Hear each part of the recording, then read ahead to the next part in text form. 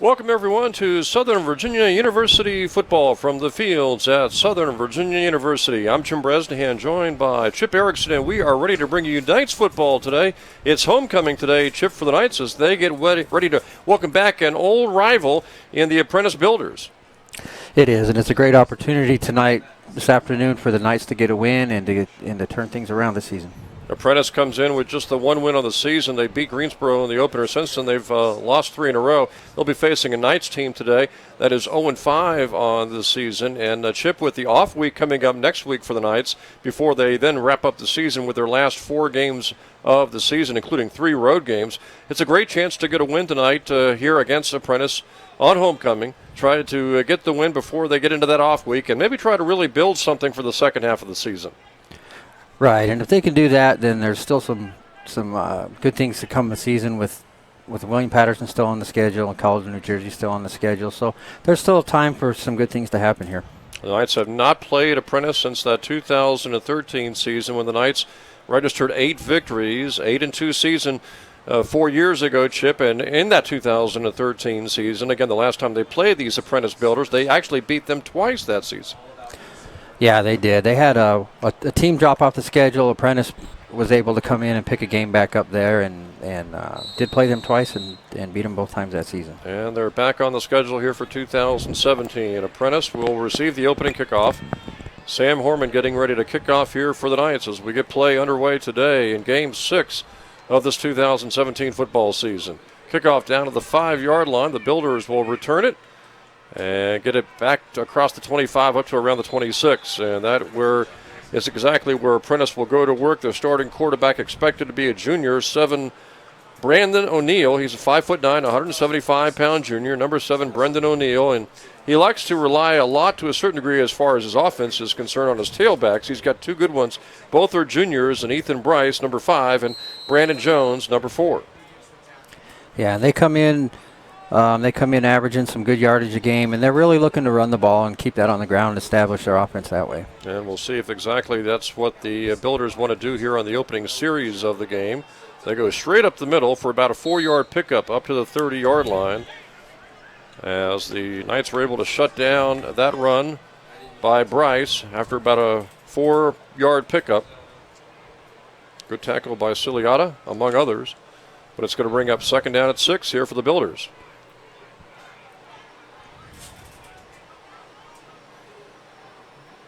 See on 2nd and 6 if the Builders want to throw. It's going to be a quarterback draw up the middle. A good gain over the right side across the 35 to the 36. And good run by the quarterback, Ryan Edwards. Edwards getting the start here at quarterback on the opening series, and he was able to take it across the 35 to the 37 for a first down. And they do use him quite a bit in that capacity. He does average about 20 yards a game rushing, 7 yards a carry. So they do like him in that role. Edwards is a freshman, too. There's a quick pass over to the left side. Short gain. Nice play by the Knights defense. Mitch Orm coming up, making a good play there.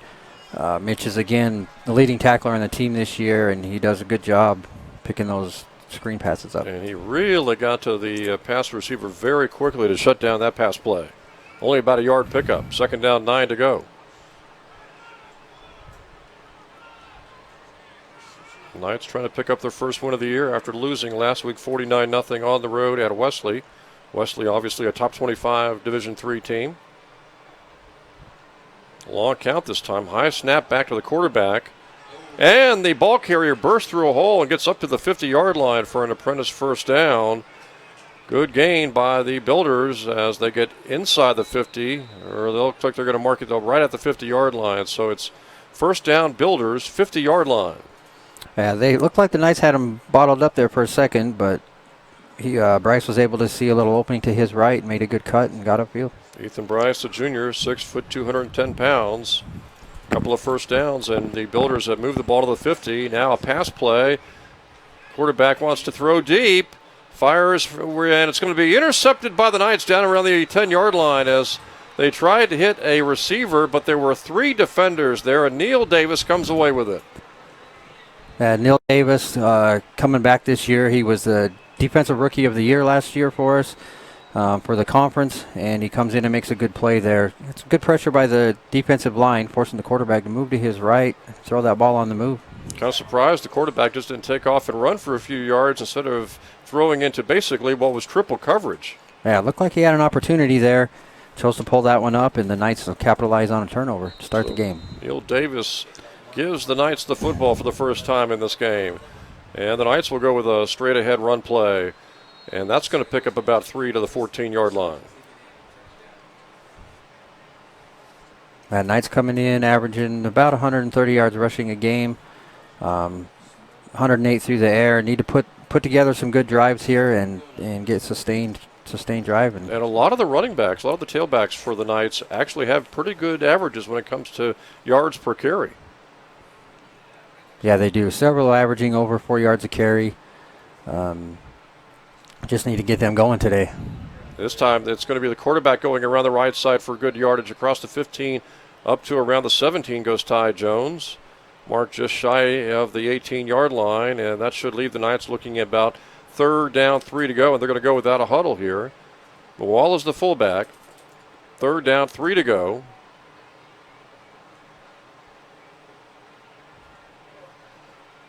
Hanson went in motion. Maybe the Knights were trying to draw initially the Builders off sides and pick up the first down that way.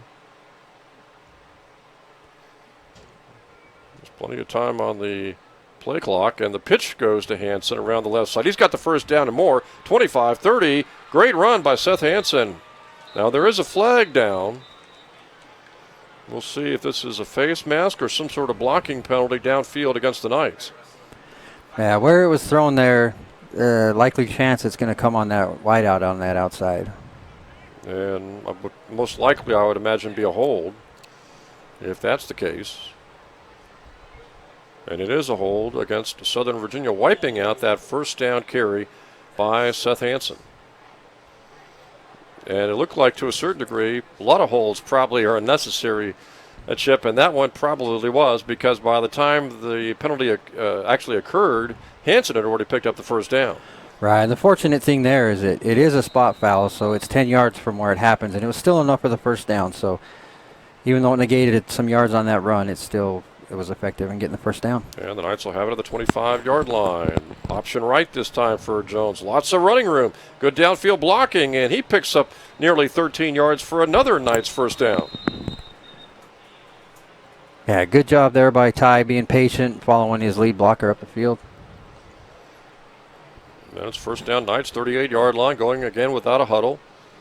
Trying to keep Apprentice's defense back on its feet.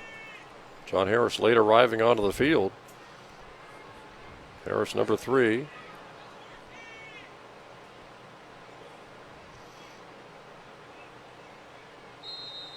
This drive started again after the Neil Davis interception at the 11-yard line. Now movement along the lines. And we'll see if this goes against the defense, maybe an offsides against the Builders. And it looks like that's going to be the call, which will make it 1st and 5 Knights at the 43 of Southern Virginia. Yeah, effective tactic there. They like to get that back started in motion for 2 reasons. One, the opportunity to get the defense to jump there, but they also like to see what the defense is going to do once the back goes in motion. 1st and 5. And this is one of the reasons you go with that huddle, so you have plenty of time to kind of get the play going. Yeah, you see a lot of these triple option teams doing this. They like to get a little bit of motion with the defense and then call the play. Straight ahead of the fullback. That's Mawala shaking off tacklers, getting across the 50 to the 47 of Apprentice for another Knights first down.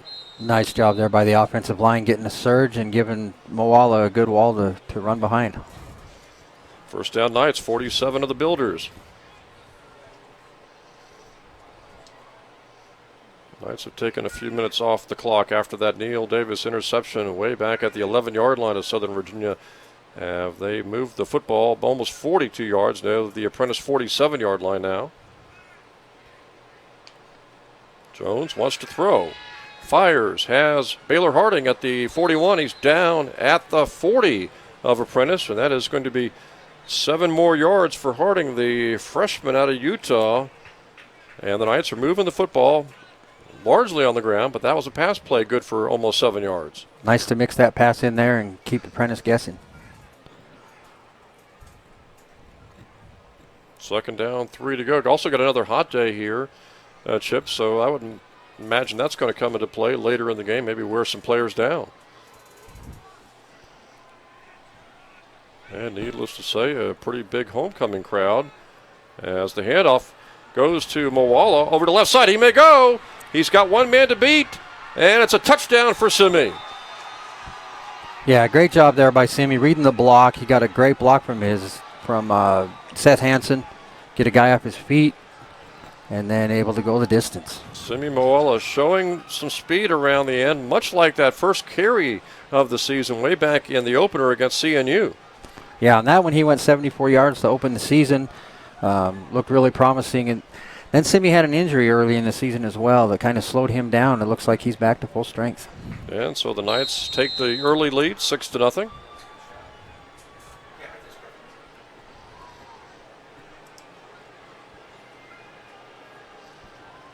Now the Knights will try to tack on the extra point. And it's 7-0 Southern Virginia. So Jackson Hatch, the freshman out of Layton, Utah, adding the extra point. The Knights take a 7-0 lead.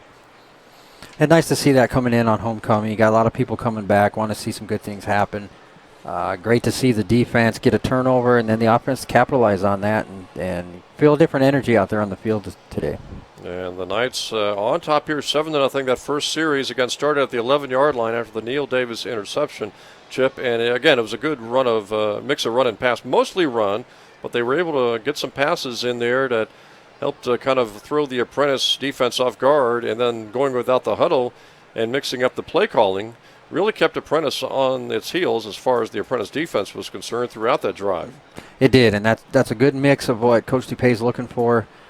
Danny DuPay is the assistant head coach this year and the offensive coordinator. It's his first year as the offensive coordinator. Sometimes it takes a little bit to get into that and feel your rhythm. Looked like he put together a good rhythm there on that drive.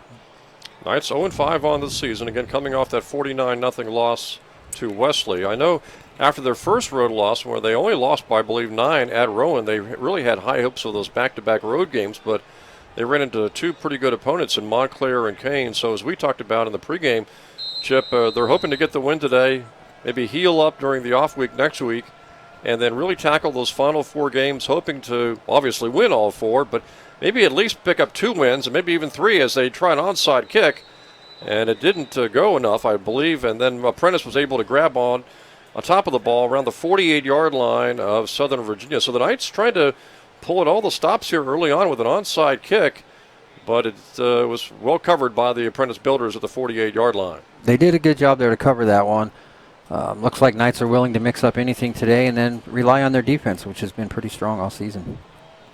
Without question, the defense has really shined, even though they've given up some points along the way.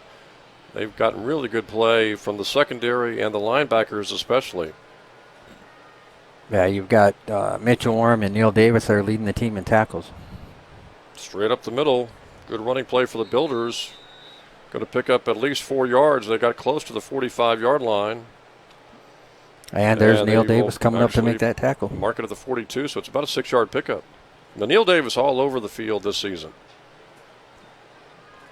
Neil, a sophomore out of Salem, Utah. 42-yard line. Second down 4. Missed tackle there. And it's going to be a first down and more for the Builders as Brandon Jones was able to shake off 2 or 3 tacklers, and he got inside the 35 to the 33 of the Knights. Brandon Jones, 5'8", 180-pound junior. Yeah, it looks like Lada got there in the backfield. Don't think he saw the ball carrier with the ball right there, and he wasn't able to get a hold of him.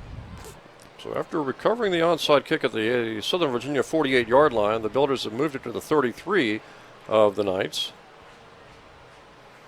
And now the quarterback Edwards, a little swing pass over to Jones, and he's going to be hit and dropped for a loss. Big defensive play there for the Knights, and making that play was Joel Bergman right out of that secondary, the safety coming up and knocking down the this case, the running back who made the reception for about a 4-yard loss.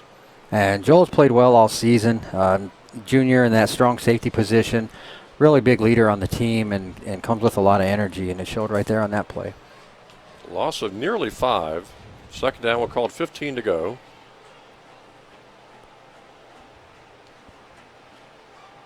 And the Builders are going to try to run to the left side, and they only pick up a couple because the running back slipped on the turf at the 36-yard line.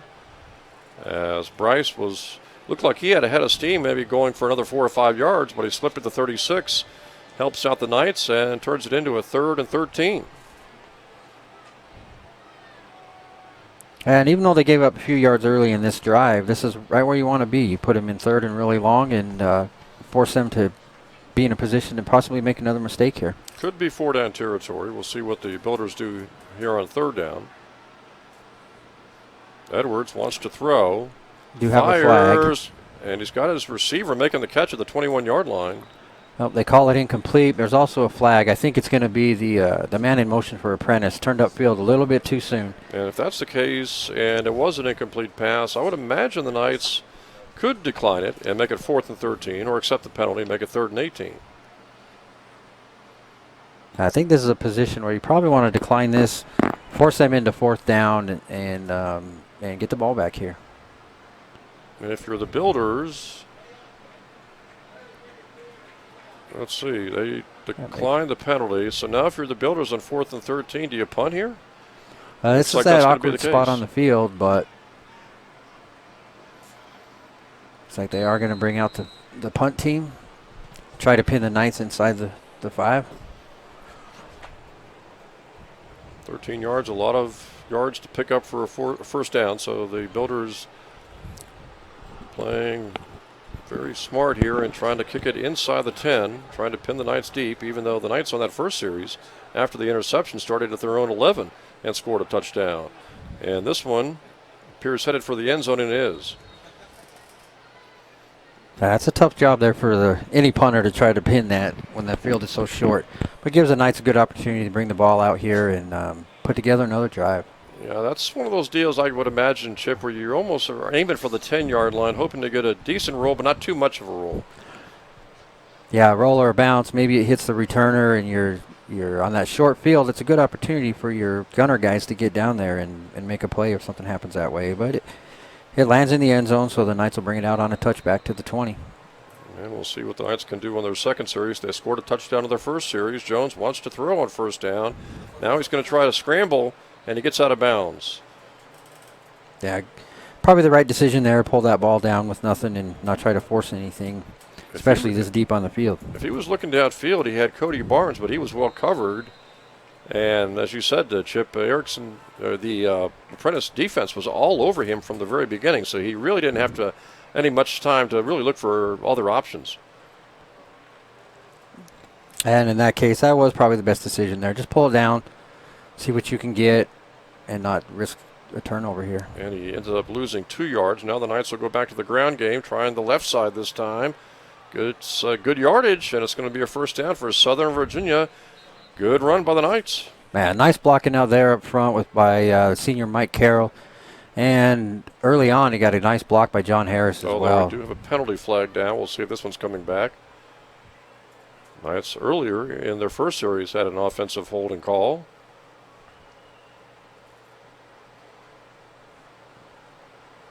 And it looks like this one's going to come back. Blocked below the knees against the Knights.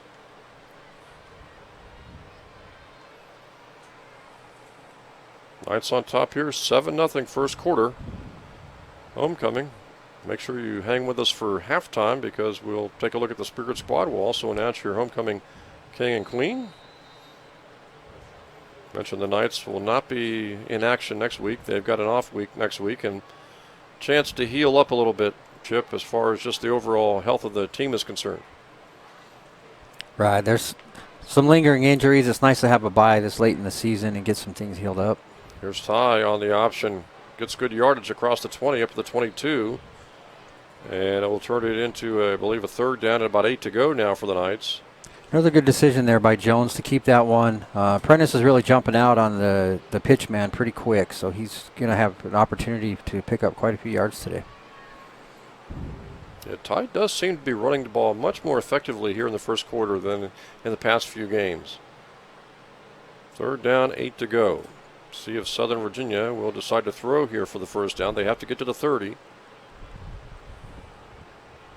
Ty rolling left. He's going to be pressured. He throws back to the right. He's got a man out there, and he overthrows him by a couple of yards, trying to hit Cody Barnes. And Barnes had 2 steps on the defender.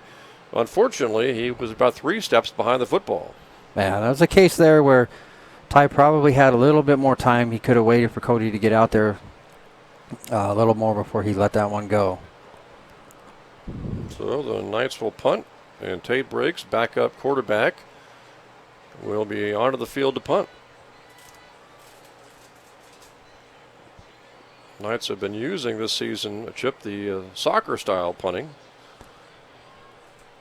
They like to move that punter a little bit, give him a little bit of a different angle to get that ball off. Briggs gets it off. This one's returnable, and the return man picks up maybe 3 or 4 on the return to, again, give the Builders pretty good field position to start this drive at the Southern Virginia 44-yard line. Their last drive started at the 48 of the Knights. Yeah, pretty good job there by number 9, Roberto Baeza for the Knights. He came in here as a quarterback out of Mesa High School in Arizona. Freshman did a good job getting up there, making that tackle, and just holding it to a 5 or 6 yard gain. Closing in on the 5-minute mark. Knights on top here, 7-0 first quarter. And from the 44, looks like the Builders on first down will go back to that ground game, and it'll be a short gain, maybe a yard or 2 for Bryce. Bergman right there among others again. Bergman really all over the field, as we've talked about when it comes to hard hitters. There's a lot of hard hitters on this Knights defense. Hard to imagine 2 harder hitters than Bergman and Neil Davis. Yeah, and it's a nice thing to have coming out of that backfield. You don't really want your safety being the leading tackler, but in this case, Joel almost plays more of a linebacker position. 2nd and 10. And another handoff to the right side. And again, the Knights shut this down for short yardage, maybe a yard or 2. Cloward was there. Neil Davis also coming up. And here we have the D-line's doing a good job getting a little bit of push, forcing that back to widen things out. And then the linebackers are stretching things out there and letting the safeties come up and make plays. 2nd and 8, or 3rd and 8 from the 42-yard line.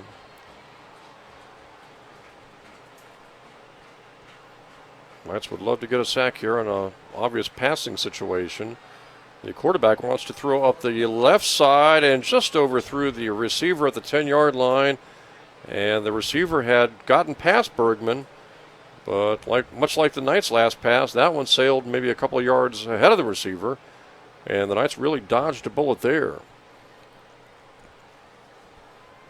Right there, Joe was covering the tight end coming out. Looks like he had pretty good coverage to begin with. Stumbled a little bit there on that coverage, and then the quarterback overthrew him. Noah Page, the intended receiver, and Sudbury, the quarterback, overthrows him. So the Builders will punt again. This time they'll try to pin the Knights inside the 20. And they get a good roll out of bounds, so this one's going to be inside the 20. It's going to be the 11 where the Knights started their first series of the game. Good job there by the defense, holding Apprentice back after they started with really good field position. Get that ball back here for the offense. It's a triple header today, fans. Don't forget we've got soccer against Wesley at 5:30, followed by, that's women's soccer, and then men's soccer will follow the women's game. And women's volleyball also in action today at 2 o'clock at Frostburg. And what a season so far, Chip, for the women's volleyball team. Yeah, they've really been a bright spot. Hannah Allred is leading that team, and they're looking really well, doing some good things. Let's go to the fullback, Moala, and he paid the price. He got hit right at the line of scrimmage.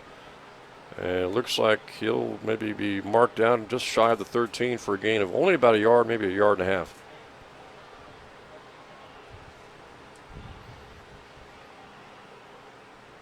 Second down, 9 to go.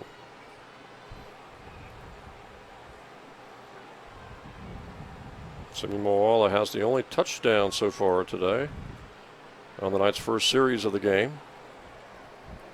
That made it 7-0. That's where we stand right now. Here's a pitch to the right side. Good pitch by Ty Jones, and Albert Green gets close to the 20-yard line. Yeah, good job there, too, by Seth Hansen coming up, getting that linebacker up his feet, taking him out of the play and forcing those defensive backs to come up and make the tackle. And so now the Knights only need a yard. See if they go straight up the middle with either the quarterback or the fullback here, only needing a yard to get to the 21 to keep this drive going. And as strong as Moala is, this is a place on the field where he really thrives, likes to get the ball here and pick up these short yardage for the first down, keep the drive going. Ty is under center, and he runs the option, pitches the ball the last second. First down, Knights. Green getting good yardage across the 25 up to the 29, took a shot in the face at the very end, but end up picking up 9 yards for a Southern Virginia first down. Good decision there again by Jones. Looked like he wanted to give the ball to Moala. The defensive end crashed down and took that away, so he pulled the ball, ended up pitching it to Green and picking up the first down. Fast-moving first quarter. Knights lead 7-0 here.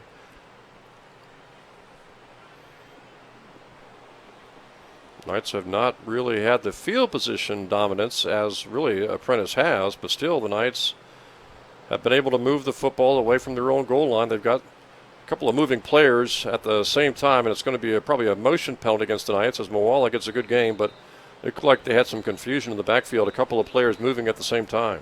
Yeah, mistake there by the A-backs. Not sure which one is supposed to be in motion, but it'll be an illegal shift here and bring that play back. Yeah, it's going to be 1st and 15 for the Knights back at the 24-yard line.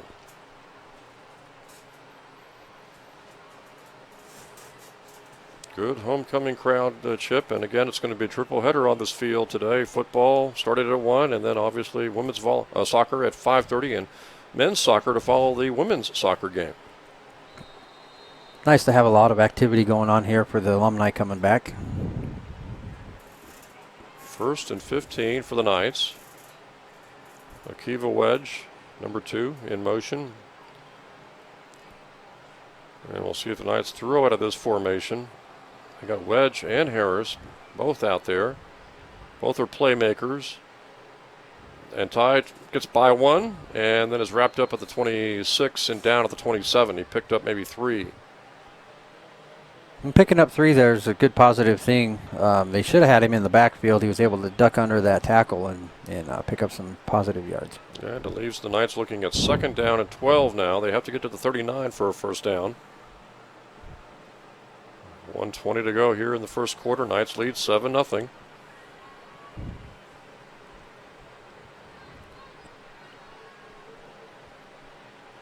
This is the kind of offense, Chip, where they'll lull you to sleep and then hit the big pass downfield. And Ty looks downfield, throws, has his receiver, Juka, coming out of the backfield. And look at Juka go, 50-yard line, 40, down the sideline. One man to beat, and he is hit at the 20 and down near the 20-yard line. Juka coming out of the backfield, makes the catch, and then after the catch must have picked up about an additional 30 yards. Those yards after the catch are pretty huge. That's some great blocks downfield by those receivers.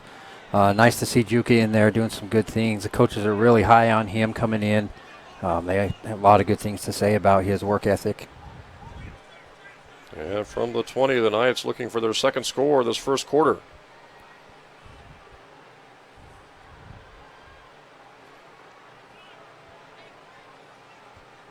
Yeah, just 49 seconds left. It'd be nice to get another score in this quarter.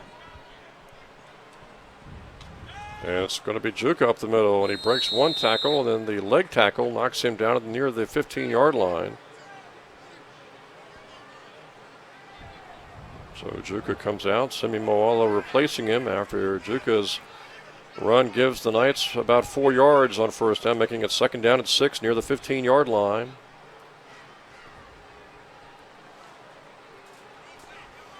Looks like barring an incompletion or a penalty, this might be the last play of the quarter.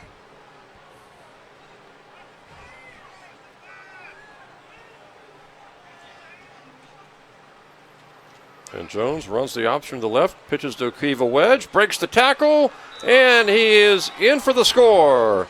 How about that play by Akiva Wedge, breaking the tackle around the 10-yard line, Chip, and then going through the rest of the Apprentice defense for the second touchdown of this first quarter by the Knights. Good solid run there by Wedge. You're really looking for that running back to beat the first tackle and then count on those guys upfield to make some blocks. Akiva Wedge is a guy who probably is going to get some more playing time in the second half of the season. He's really had some nice runs this season. Came in averaging 4.4 a game. That's his first touchdown as a Knight. Extra point makes it 14-0 Southern Virginia. So the Knights here on homecoming jumping out to a good lead, 14-0, Chip. They have not had the advantage when it comes to field position. Apprentice has had excellent field position in this first quarter, but still the Knights are pitching a shutout and they've got a couple of touchdown runs. The defense is playing well. They're mixing it up just enough on offense, throwing a pass in every 4 or 5 runs, and that's enough to keep Apprentice back on their heels, and they've been successful with it. And right now, if you're the Builders, you're probably thinking we've had really some outstanding field position for starting our drives, down by 14. I know there's still 3 quarters left in this football game, Chip, but if you're the Builders, you almost have a little desperation on your next offensive series. You do. You're looking at really needing to get a score there to keep things close. You don't want to let it get away from you. Chip, a lot of big games taking place today, really throughout the country, obviously, but also in the New Jersey Athletic Conference. Wesley, Salisbury, and Frostburg all undefeated in conference play, and Wesley is at Frostburg today, so that's a key early battle in the race for the conference lead, and it's also probably to a certain degree maybe a little revenge factor for Delane Fitzgerald and the Frostburg Bobcats. Yeah, that was their only loss last season. They're at home today against them, and at the end of the first quarter, Wesley is actually up in that game 7-0 right now. Well, it's always tough to take out Wesley, as the Knights saw last week losing 49-0. I don't know that people, as far as the national rankings are concerned, really rating this Wesley team as high as they were about a year ago, but they're also proving to Frostburg today that you got to maybe beat Wesley to earn that New Jersey Athletic Conference crown. Yeah, in this conference, usually Wesley, Salisbury, Frostburg now up there at the top, they're all really tough to play, and it's going to be a tough go for Frostburg today, even though they're at home. So after the kickoff went out of bounds, it'll be Apprentice starting at their own 35-yard line. As we mentioned, Chip, they've had really excellent starting and field position for almost all their drives, and it just hasn't helped. Now, the defense has done good things here for the Knights, and if they can keep stretching things out, keep making those tackles and forcing those turnovers, we'll be in good shape. And the Builders on first down want to throw a short pass. They make the completion, and the ball is ripped out of bounds by the Knights by Jackson Thompson, but not before the receiver able to pick up about 5 yards. Of course, Jackson Thompson's had some good games this year. 2 weeks ago against Kane on this very same field, he had a fantastic game. He did. He played really well coming into that one, earning his position there. And you see there at the end of that play, he got his hand there and stripped that ball out. He did the same thing against Kane a couple weeks ago. Fortunately for Kane, they both bounced out of bounds, but he's definitely looking to make some plays and do some good things there and pull that ball away. And the quarter ends with Apprentice picking up 5 yards. So when we start the second quarter, it's going to be the Builders at their own 40-yard line, looking at second down and 5 to go. So we mentioned at halftime, we'll be talking hopefully more about some of the Iron Knights that we talked about a couple of weeks ago in that Kane game, and also talk about the homecoming king and queen. Maybe give you some score updates along the way, and also maybe talk about some of these assistant coaches that Coach DePay has. I think you mentioned Danny DePay, Chip, and again, just really a very, very talented assistant coaching staff assisting head coach Joe DePay. There he is. And really as a head coach, you rely a lot on those guys to get things done day in and day out. A lot of the administrative things fall to the head coach, so he really relies on these other guys to do things with the players, make sure they're staying up where they need to in their academics and teaching in the game. Second down and 5 for the Builders, and that one's only going to pick up a couple, maybe almost 3 yards to the 43. That would leave the Builders looking at third down, 2 to go. You mentioned really organizing the players both on and off the field, teaching them football, but also helping really them keep their academic and really just their student life organized. Right, and that student life, and part of it here, part of the culture is with the LDS Church is you got a lot of these guys that are preparing to serve missions, full-time missions. They take 2 years out of their life for that, and then you get those back and have all that leadership coming in. 3rd and 2, and the Knights not able to contain the ball carrier. He was able to get to the 50-yard line. It looked for quite a while there that Brandon Jones was not going to be able to make it, but this blocking penalty that we have looks like it's going to be a penalty against the Builders. It's going to be a hold against the Builders, and that'll wipe out that first down. You saw Brandon Jones, the running back, constantly moving to the right, looking for a hole. And along the way, obviously, one of the offensive linemen grabbed a hold of a Knights defender and held on. Man, that's a good job there, stringing that thing out. You string those plays out, and it's a long time there for those linemen to block, and it's tough for them. So the penalty moves it back to the 34. To get a first down, the Builders have to get to the 45, so it's 3rd down, 11 to go. Here's where the Knights would really like to bring the pressure if the Builders are going to throw and try to get that quarterback sack.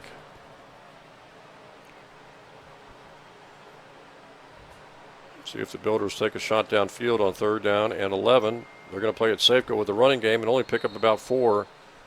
So the Builders will have to punt, and the Knights on top here, 14-0, ready to get the ball back. Defense doing a good job there again.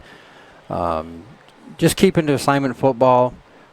A lot of times right there, what happens, they'll come upfield so hard on a rush, on what you would deem as an obvious pass play, and then that draw comes in, and most teams able to pick up really good yards with that. But defense did a good job there, staying to their assignments and keeping that from a first down.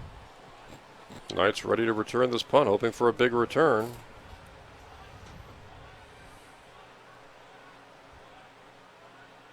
One man back to return this kick. Fair catch called for the 19 and made by the Knights. So Caden Knight, who's been invaluable, not only a running back this year, Chip, but on special teams, kickoff returns, punt returns, makes the fair catch call, and the Knights will start off, again, not the greatest field position, 19-yard line, but that really hasn't bothered them today. Twice they've started at their own 11-yard line, and again, they've got 2 touchdowns on the board already. Yeah, both of those drives starting at the 11 turned into touchdowns. Something there you talk about Caden being invaluable. That's a spot that really does get overlooked. It's pretty critical in your kick returners to be able to catch that ball out of the air, and it usually saves you 10 or 12 yards. So he's done a great job there this year. The Knights are going to start this drive again at their own 19. Ty Jones running the option offense a lot more smoother, I guess, here in this game today. And again, Chip, when you look at the second half of the schedule, the Knights will be off next week. 2 weeks from today, they play against Salisbury. This actually is the final Saturday home game of the 2017 season, because in 3 weeks, the Knights will be playing on October the 27th, a Friday night game in their final home game against Frostburg before they wrap up the season on the road with road games against William Patterson and the College of New Jersey. And that's why this one's really important, to get some momentum here with a win, and then take a much-needed break in the middle of the season, get healthy. It'll be the fullback on first down for a short gain across the 20 to the 23, almost the 24. Mawala picking up almost 5 yards. They'll mark him down at the 23, so it's going to bring up 2nd down and 6. And Mawala keeping his legs driving there. He's a big man to try to bring down. Had fought through that initial contact to pick up some positive yards.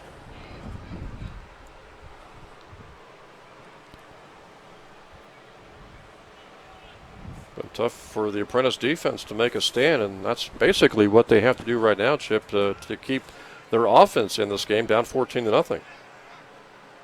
And on 2nd and 6, Jones runs the option to the right. Good play by Ty. Hit at the 28 and down near the 28-yard line. Another good decision there. Pick that pitch, get those guys both moving towards the pitch back, and then cut that back inside and get some positive yards. Ball's just shy of the 29. And the Knights have another first down.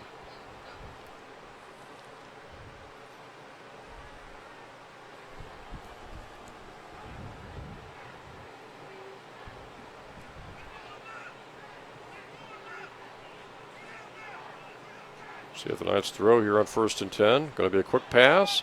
Michael Carroll makes the catch, and he gets past the 40, almost to the 41-yard line. Good grab by Michael Carroll. Yeah, nice to see the senior coming in, getting a catch there, and picking up the first down.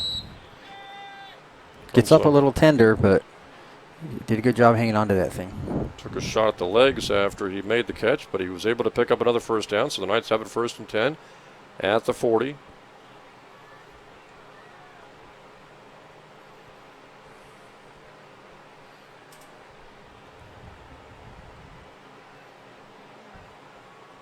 Knights have also dominated time of possession, at least in this first half. They've been able to have some long drives, and they're going to open it up and go down the left sideline, and that pass is overthrown. It looked like the receiver, Dylan Peters, had a step on the defender, but they just couldn't make the connection. One of these days they're going to hit on that, and it's going to be 6 points. Yeah, they keep doing it. Peters does a good job getting off the line there. He's got some good speed, too, to get behind the defenders. You just need to make that connection. Peters, a freshman out of Dallas, Texas, 2nd and 10.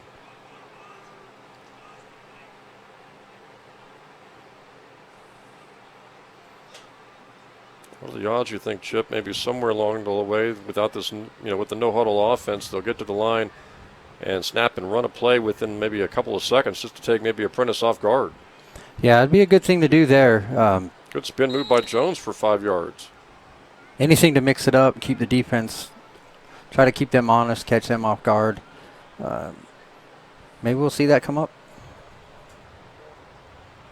Now it's 3rd and 5 at the 45. Big play here for the Knights if they want to try to hold on to the football and get this football into Apprentice territory with a 14-0 lead here in the second quarter.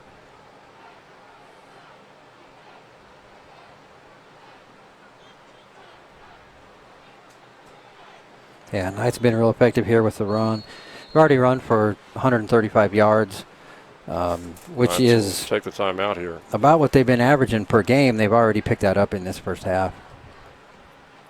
Maybe a little confusion out there, Chip. Plus, this is a big play for the offense. 3rd down, 5 to go. Not really sure, even on a 4th and 1, that they would want to go for it near the 50s. So they really want to pick up the first down yardage here, needing 5 yards, and try to hold on to this football and run the clock a little bit more.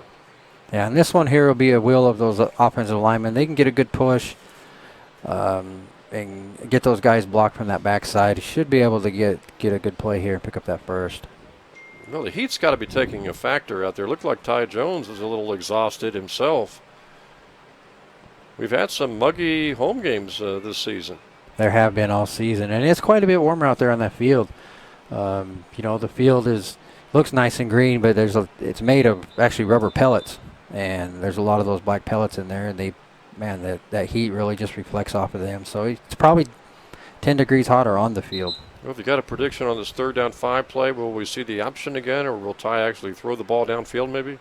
I think he's probably going to come with that read option, that pull pitch. It's been effective to this point. Get a quick pitch here around the outside. Also has Moala behind him.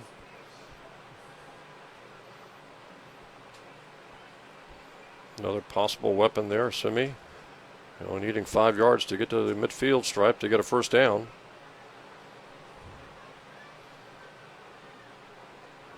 And they went to the fullback, and not much there.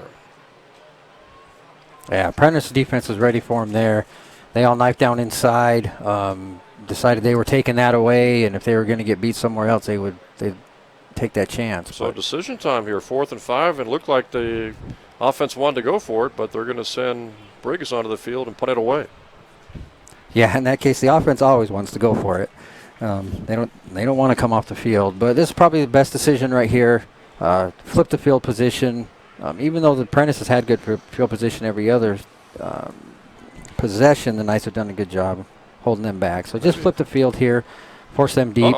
Low snap. And Apprentice able to dive on top of the football, the 25-yard line. I was about to say if they could get the punt away, maybe they could get a turnover on the special teams for Apprentice, but it worked out the other way. A low snap from center. Briggs was trying to pick it up off the ground. He never could get a handle on it, and the Apprentice player was able to get back there very quickly. It didn't really matter who covered that football, the 26. It was either way, it was going to be Apprentice football. Yeah, unfortunately, the field does flip there, but it goes into Apprentice's favor. Now the defense really has to tighten up here and not let this get away from them. See if the Builders could take advantage of the special teams mistake by the Knights. And Apprentice will go to Brandon Jones, and the Knights do a great job stringing him out for about a yard loss.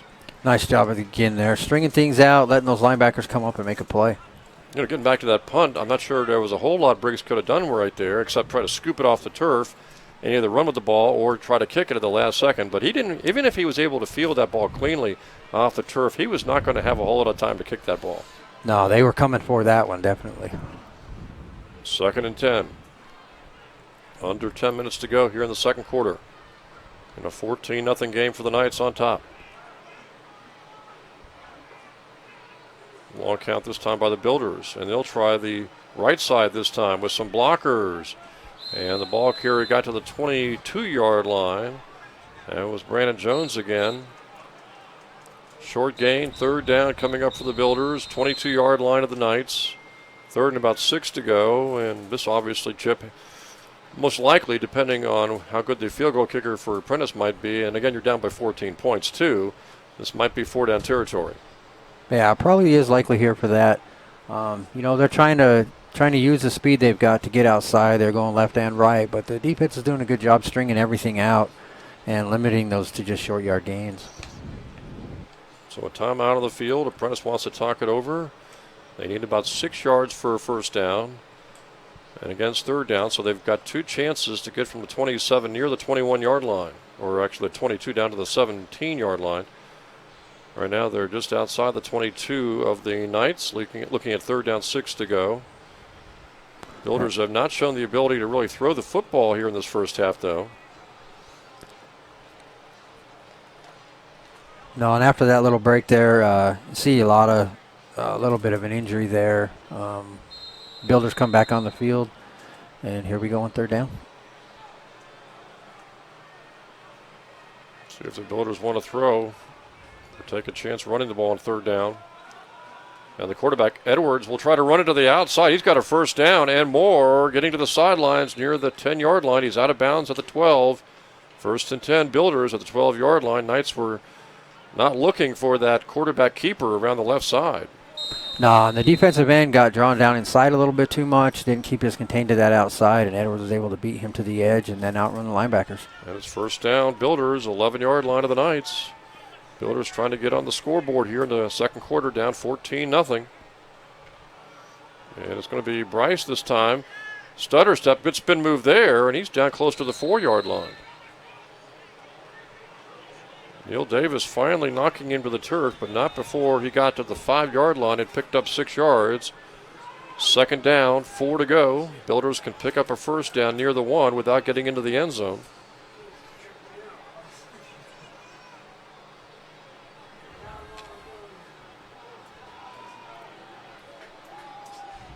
And we're under 8 minutes to go till halftime with the Knights leading here 14-0. 2nd and 4 at the 5. They go to Bryce again, and he's hit in the backfield for a big loss all the way back at the 8-yard line. Cloward was there along with Roloff coming in, and that was a big defensive play for negative yardage as the Knights got into the Apprentice backfield. Big play there by Cloward, getting that push and knocking him back, putting him in 3rd and fairly long for this position on the field. Now the Builders are close enough for a field goal, but obviously they want 6 points. They've got 2 chances if they decide to go for it on 4th down from 8 yards away. Might have to throw for it, though. Quarterback rolling, got a man open in the end zone, heaves it, and he hits him. Actually had 2 receivers open, missed the first open receiver, and then ends up hitting the second one coming across for the touchdown. And that quarterback did a good job hiding the ball there. The defenders lost contact with the ball for a second, and that tight end was able to drag from left to right coming through and left a nice open window for the quarterback to hit him. And so now it's 14-6, and the Builders will try to add the extra point.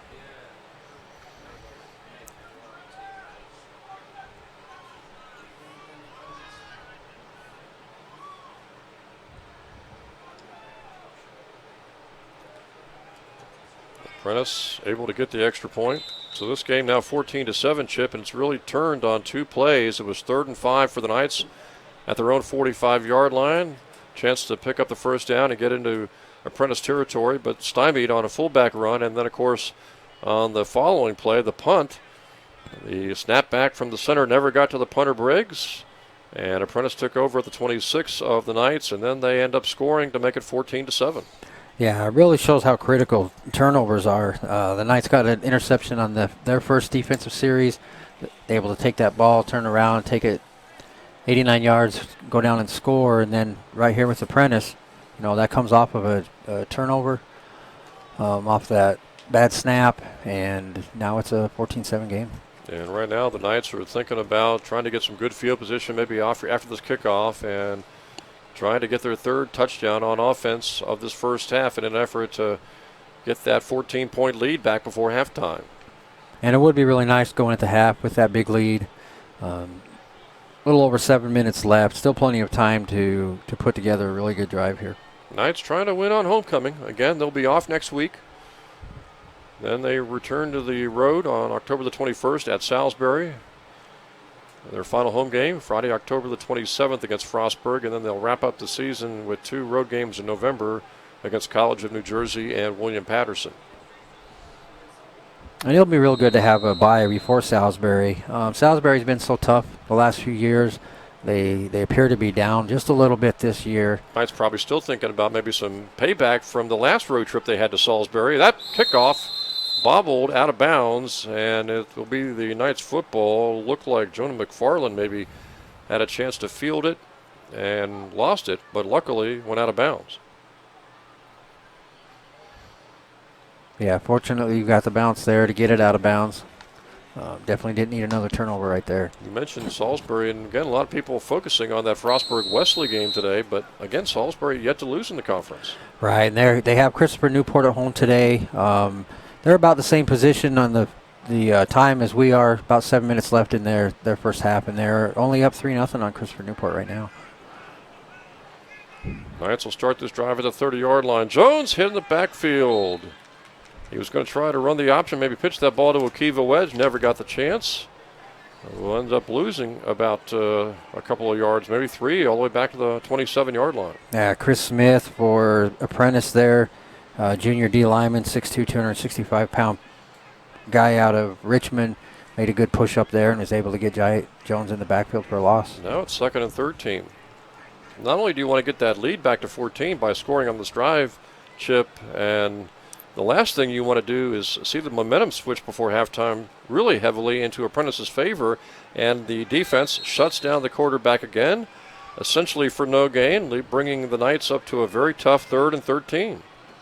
Yeah, you make a good point there, too. It's just as important to sustain a little drive here, take some time down, and not give Apprentice the momentum. So what will the Knights do here on a 3rd down and 13 to go as we near the 6-minute mark? In the second period, the Knights jumped down top 14-0 with a couple of first quarter scores, but Apprentice has scored to make it 14-7 after the Knights' special teams mistake, and now the Knights hoping to hang on to the football, but they're going to have to pick up a 3rd and 13. They're going to go option right. Jones trying to run for it. He's very close to the first down marker. Yeah, that second effort there, third effort by Jones. He saw where the sticks were, and he did everything in his control there to get that first down. It's going to be really close. It's going to be most likely by inches, and it looks like he picked it up, or did not, apparently they're going to say. Fourth in and which really case short. The Knights will go for it, or will they try to draw up? I believe they're going to say it was a first down. So he did pick up the first down, and Chip, as you mentioned, it was that last-second dive that maybe picked up the necessary yardage for that first down.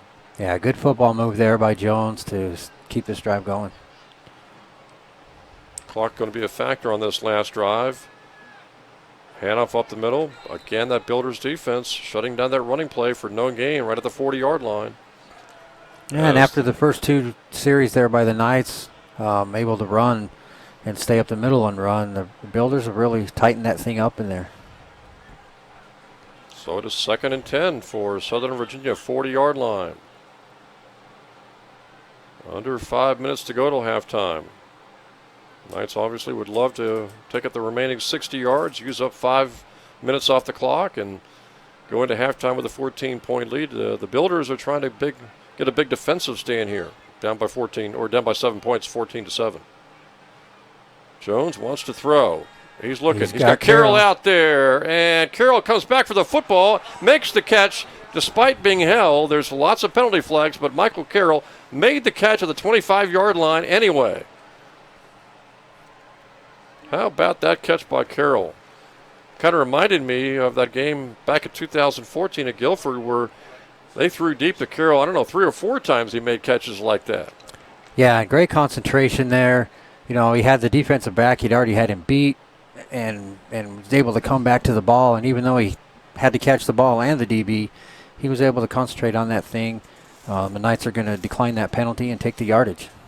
And the defensive back didn't really look for the football. He pretty much given up on the ball. He was just trying to keep Carroll away from that ball. So it's first down Knights, 25-yard line. And now the Knights are in business trying to get that touchdown back. Yeah, not very often do you see the Knights throw the ball. They've thrown quite a few more times this game than they have in the past, and it's been effective today. Chuka, the back, right behind the quarterback Jones. First and 10, 25-yard line. Jones runs the option to the right. He may go. Jones to the 5, and he scores.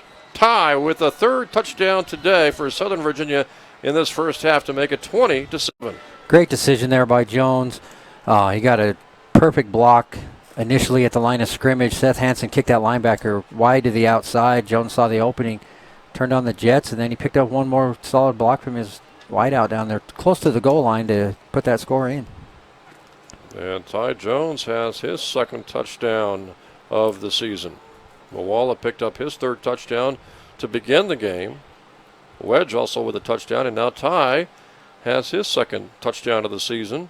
Hatch adding the extra point, and the Knights now lead here 21-7. If you're a Builders fan, the only good news coming out of that is there's still a little bit of time left on the clock here for the Builders offense if they want to take a shot downfield. Yeah, a little bit of time. Knights defense has been playing pretty tough. Their DBs have been playing well today, so there's still a lot of time here. So now we have, for the Knights, we have touchdown runs of 40 yards, 16 yards, and then Jones tacked that one on there for 25. Yeah, Simi Moala with the first touchdown of the game, then Akiva Wedge, now Ty Jones, and the Knights lead here 21-7. Still time for the Builders right before halftime if they want to take a shot downfield. Of course, the last thing the Builders want to do is take a shot downfield, have a turnover, and maybe give the Knights the chance to expand that lead to 21 points. Yeah, I think they'll keep the ball on the ground here. Try to sustain a little bit of a drive, take some time off the clock, and not give it back to the Knights with time to go. I mentioned that it's a full sports day here at Southern Virginia University. Women's soccer against Wesley at 5:30 today, followed by men's soccer against Wesley. Women's volleyball on the road today at 2 o'clock today at Frostburg. And the fall tennis has gone pretty well, Chip, for both the men and the women. The men especially have been able to pick up some big wins in tennis. It has. They've been really strong. This is the first time they played in the fall. Usually it's been a spring sport, but they're doing well in this fall. Good return by the Builders. They'll actually have some decent field position on this drive. Field position has not been the problem for the Builders, though. They've had pretty good field position throughout this first half. They have, but the Knights have done a good job. Defense, they've only given up 77 yards so far, so they've held the Builders down, not letting them get anything going. They're not able to sustain a drive or get any momentum. And so the Builders will start this drive at the 35-yard line. We'll see if they're going to be conservative and stay on the ground or take a shot downfield. Running play. Knights shutting down the ball here right away. Only about a yard pickup. Nice job there by the D-line to get some initial pursuit upfield. Make that first contact in the backfield. Yeah, John Malore there, Ty Clegg among others. Pickup of maybe 2. 2nd down, 8 to go.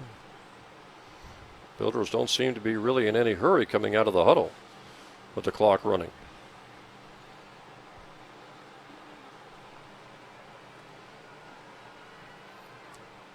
This time it gets to the 40-yard line, so the Builders are going to be looking at 3rd down, 5 to go. Malore right there again. 2 or 3 Knights making the tackle. Builders looking at a 3rd and 5 at their own 40. And the Knights are doing a good job there defensively to come up. You don't see one guy having to make the tackle by himself very often. They do a good job swarming to the ball and just playing some good team defense.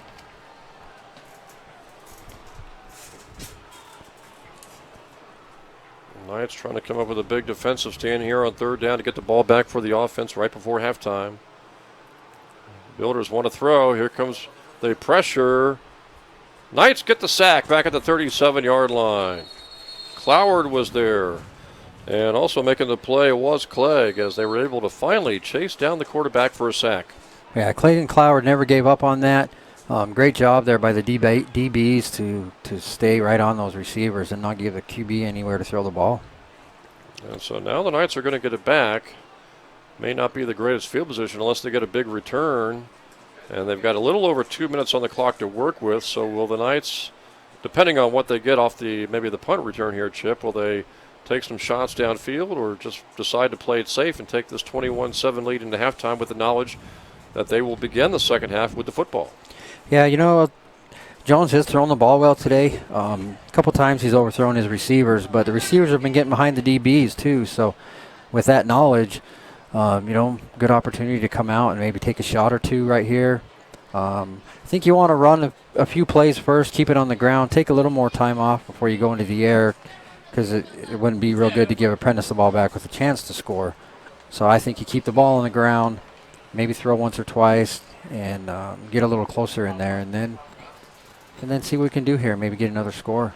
Yeah, as you mentioned, if you take a shot 30 or 40 yards down the field, where it's really basically receiver against defender, even if the ball's intercepted, you think you're not really looking at a big play defensively. Yeah. So the Builders getting ready to punt. Knights hoping for a big return. Fair catch called for in May back at the 15-yard line, so the Knights are not going to have the greatest field position. Good fair catch there by Knight, and the Knights will have it at their own 15-yard line. So now do you take a shot downfield at your own 15, or do you just really go ahead and play it safe and take this lead into halftime? I think you stay with what's been working at this point, mix it up a little bit, get a run or two here and see what happens. If you can pick up a first down in the first minute here, it's a minute and a half left. Maybe take a shot or two down the field. Again, Knight there, I think it does need to be mentioned. He's done a great job returning those kicks, even just to catch that thing with the sun where it's at and not let it get behind him. See what Ty Jones will do here. He'll play it pretty safe, go straight up the middle. The ball popped loose, though, and it looks like the Builders have recovered that fumble. They tried to play it safe, going straight up the middle, Chip, but instead a turnover. The Knights have had a couple of turnovers in this first half. One of the botched play on the punt, bad snap from center, and that time a fumble at the 15-yard line, and suddenly the Builders have a chance to get back in this game before halftime. Yeah, both those turnovers deep in their own territory. Definitely not what you want to have happen right here.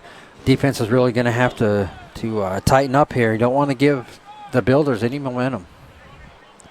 On the botch punt, the Builders took over at the Knights 26. On the fumble, they take over the Knights 15.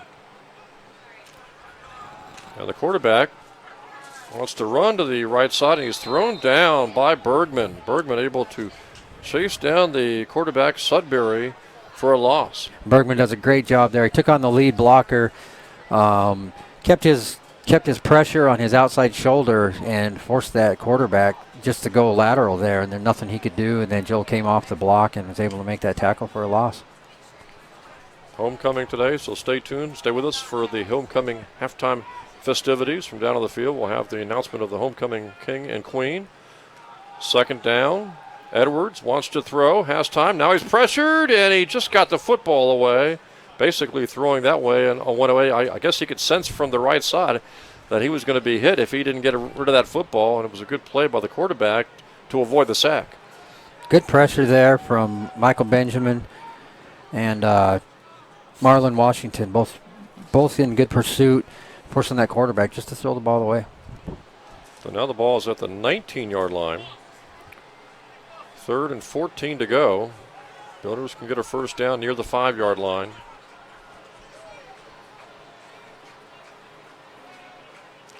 They're going to have to make a big 3rd down pass play. Sudbury wants to run with the football, and he's tossed from behind to the turf. Good play defensively by the Knights that time. It was Marlon Washington coming from behind to wrap up the quarterback at the 17-yard line, and now the Builders are faced with a choice. 4th and 12, and they could take a shot at the field goal. It would be maybe about a 34, 35-yard field goal from here, down by 14 points. And again, some good pressure there by those D linemen. Also, the defensive backs did a good job that time. They had everybody covered, nowhere for the quarterback to go, and Washington come up and make some good pressure again. And decision time here for the Builders, provided they can kick a 34 or 35-yard field goal. It would get them within 11. Your alternative, though, is a 4th down and 12 play, 17 yards away from the end zone. Of course, their only touchdown came on this part of the field where they were able to look into the end zone and hit an open pass receiver. Yeah, they're going to have to do a good job. The Knights defense will sticking with that tight end. They like to drag him, with off some play action, and you just need to stick with him well. So you see what the decision is here on a 4th down play.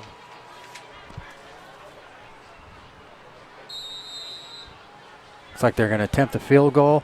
A couple times now. Number 31 for the Knights, Jackson Thompson's come off that edge and been really close to blocking these. 34-yard attempt on the Apprentice field goal try. Trying to make it 21-10. Kick on the way. And it just gets there. Wow, Jackson was close that time again. He keeps working hard there and pushing that. One of these days he's going to get a good block there. And so the Builders make it 21-10 right before halftime. Knights were able to dodge the bullet. It only allowed the 3 points, Chip, for the Builders. If you're a Builders fan, you're probably thinking, well, we get a little momentum heading into halftime now. And considering how it could have been right there, Knights defense comes through, does their job. That's a really tough spot to have to take over a defensive series. But they do a good job playing some good team defense and forcing things there for the Apprentice, forcing them into a field goal attempt. 21-10. Knights on top here by 11. And they'll get the ball to begin play, though, in the second half. I would imagine Coach DePay, if one thing he might talk about at halftime was really those 2 errors that, as you mentioned, Chip, occurred both inside the 30-yard line for the Knights, the botched punt and then the fumble. You take those away, and the Knights are probably on top here 21 or 28-0, and the Builders really would have nothing to build upon. Right, and he'll take that in there. He'll mention those things quick, and then just get back to what they need to do in the second half to maintain this lead. And coming up here at halftime, we'll be talking a little bit more about the assistant coaches that Coach DePay has. We'll talk about the Iron Knights, and we'll also watch the Spirit Squad down on the field, and then tell you about the homecoming king and queen here. It's homecoming today for the Knights, who lead Apprentice as we near halftime, 21-10. Good return on the kickoff by Caden Knight. Got it back across the 20 to the 26, almost the 27.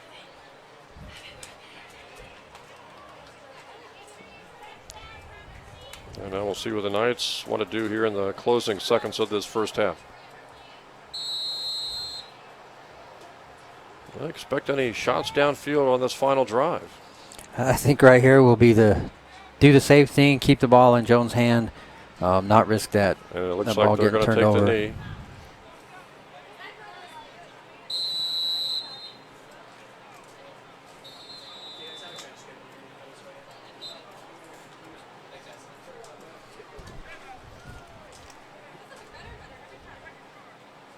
Timeout is taken by the Builders, though.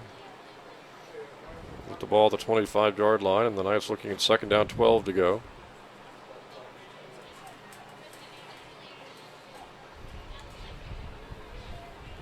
Chip, any updates on some of those New Jersey Athletic Conference scores?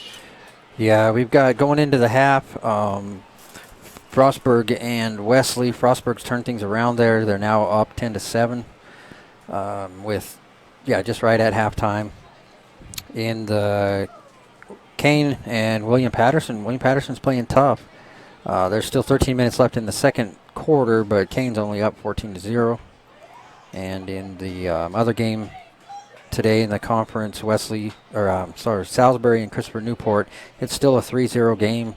Salisbury over Christopher Newport with 2 minutes left in the second quarter. Of course, we're going to see Frostburg and Elaine Fitzgerald, their head coach. Final home game of the 2017 season for the Knights coming up in a few weeks on Friday, October the 27th. You know, if the Bobcats ended up beating Wesley and maybe not having any problems down the stretch and wrapping up the New Jersey Athletic Conference, conceivably maybe going with an undefeated season, I guess, then you start to think about, you know, what kind of factor will the Bobcats be from Frostburg maybe in the D3 tournament? Well, they've improved things so quickly. You know, the players have really bought into getting things turned around, and they've just come out and they've done what they've needed to do, and they should be able to make a good run there in the playoffs.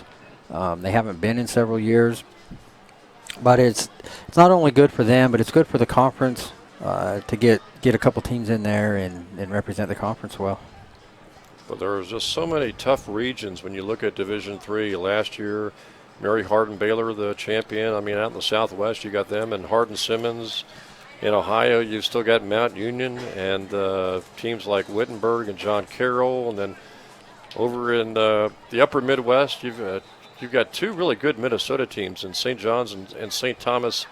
And, man, if you had to pick out maybe one state that is really supreme, seemingly, I guess maybe when it comes to D3 sports, maybe one conference, it might be the Wisconsin Conference. I mean, even Whitewater has 3 losses this year, Chip, but you've got teams like Oshkosh and Stout and Platteville. A lot of good teams in that Wisconsin Conference. Yeah, it is a really tough conference.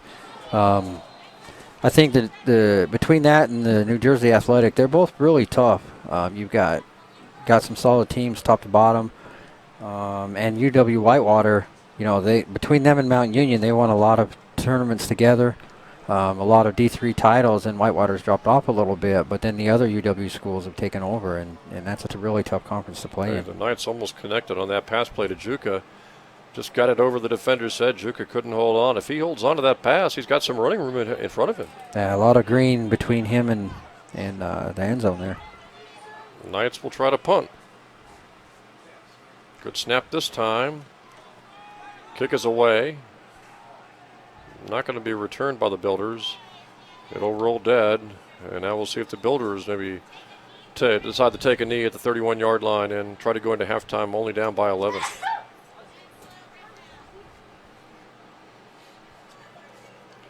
Yeah, I think they might try one or two shots here. You know, they did use that timeout to force the Knights into having to run all 4 downs. So with that kind of a mindset, I think they might come out here and maybe take a shot or two.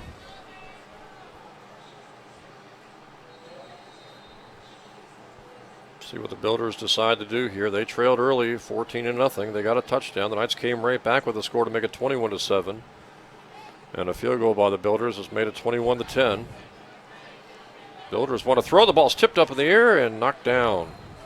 Knights were hoping to grab that one out of the air and maybe score, as Bill Katoa was very close.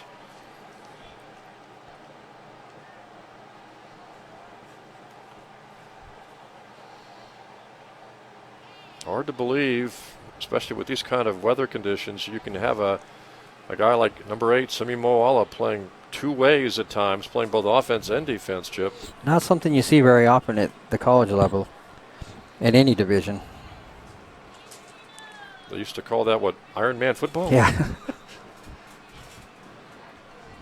Yeah, and there's been a few squads here over the years that haven't had big numbers, but Coach DuPay and his staff, they've done a really good job in recruiting.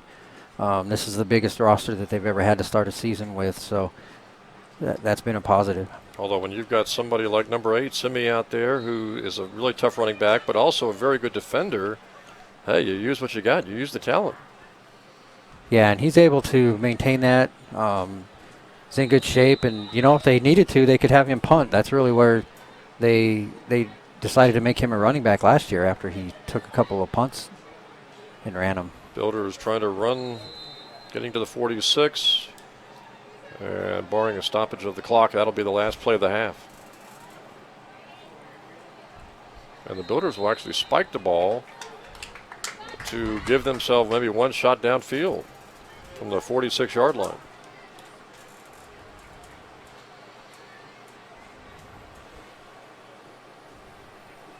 So we'll see if the Builders decide to throw deep here with less than a second to go. Yeah, it looks like they're going to take a shot here. Just make sure those DBs don't get a penalty here. Can't end the half on a defensive penalty. So. And just as importantly, don't let anybody behind you. Yeah, not give them a free shot.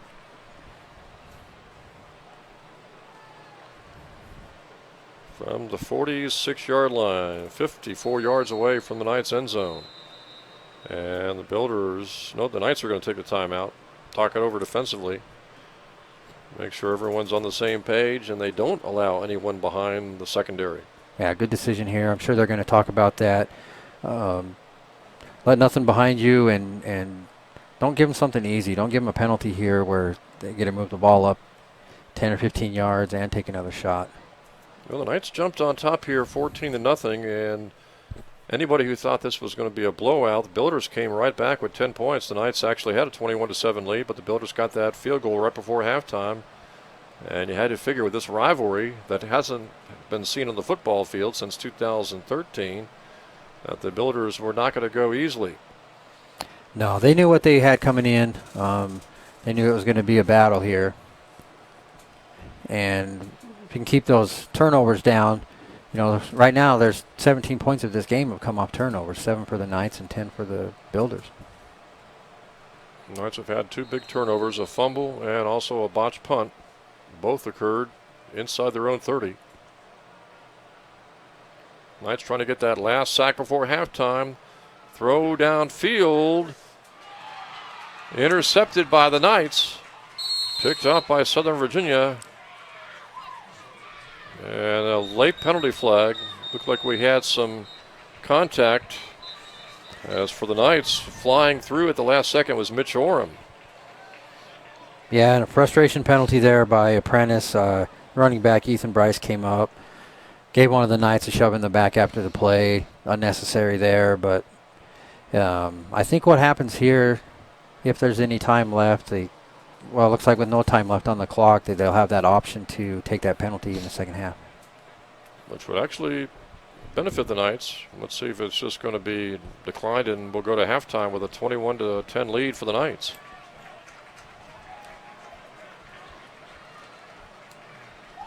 Call was against Apprentice. And it will be assessed on the kickoff. And that'll help the Knights to start the second half, I would think.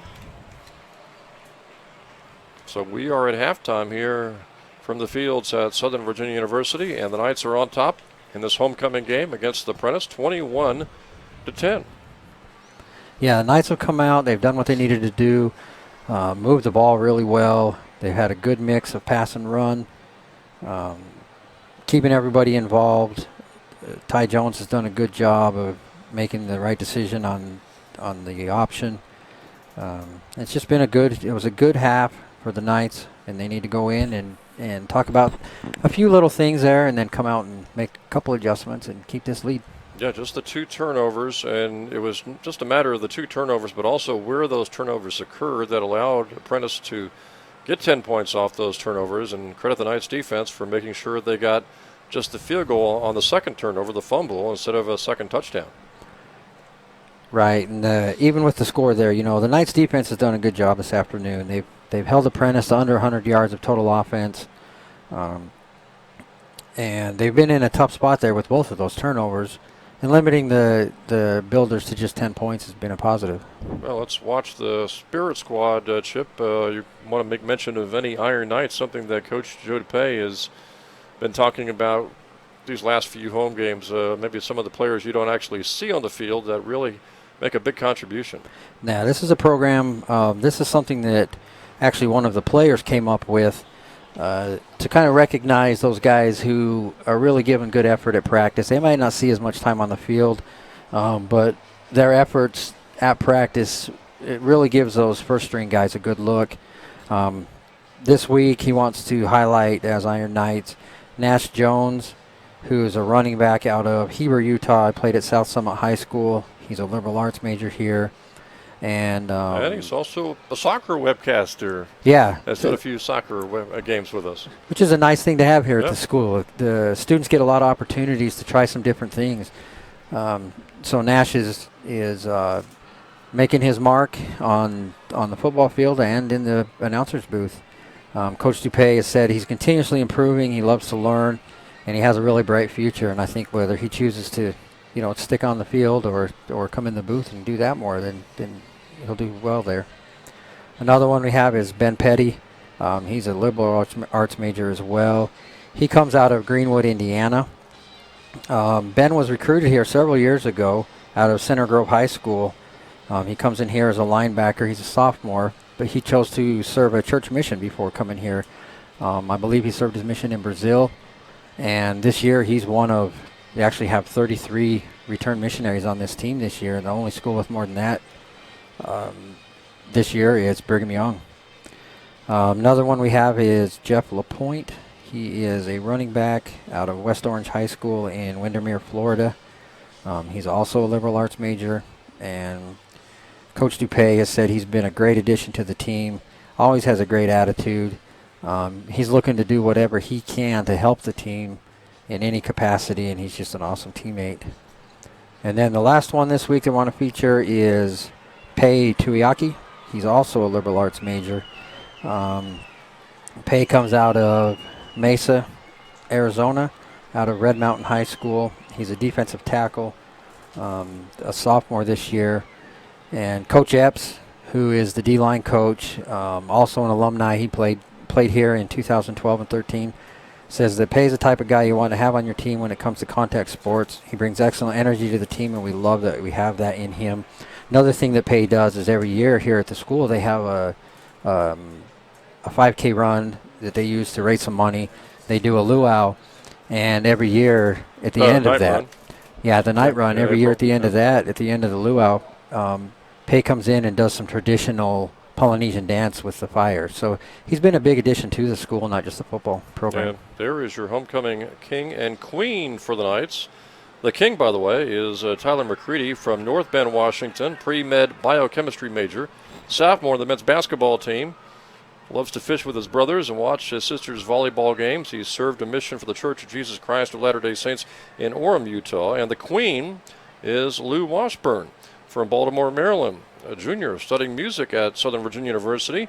Served a mission for the Church of Jesus Christ of Latter-day Saints in Gilbert, Arizona. Loves to eat and play the piano. And the Knights also giving a special thanks today to the driver of that beautiful 1967 Chevy Impala, and that is Moose Floyd. So there again is your homecoming king and queen. Lou Washburn, the queen, and Tyler McCready of the basketball team is the homecoming king. 21-10 is your score here at halftime, with the Knights on top here at the fields of Southern Virginia University, up on top of Apprentice by 11 points here at halftime of the homecoming game. And we'll take a little break here from the fields at Southern Virginia University.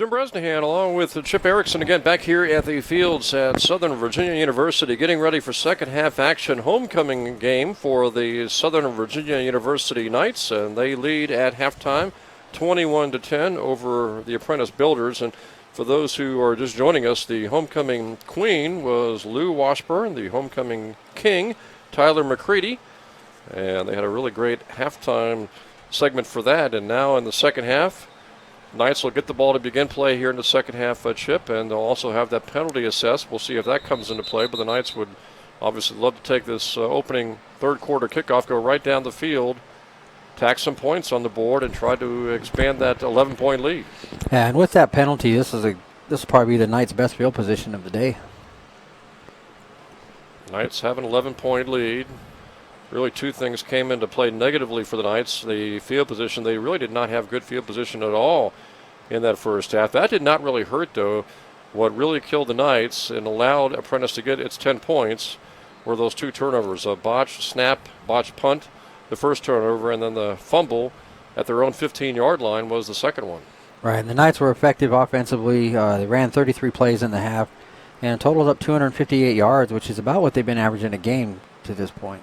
And the Knights are able to get that one back across the 35 up to the 37-yard line. Caden Knight had a good return going, got it to the 37, but then he ran into a brick wall.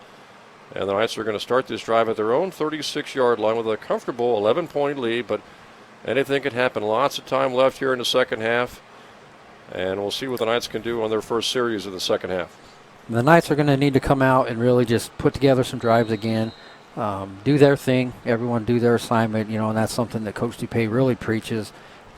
It doesn't matter what the score is. He tells the guys all the time, don't look at the scoreboard, just come out. Everybody do your job, and good things will happen when everyone's doing their assignment.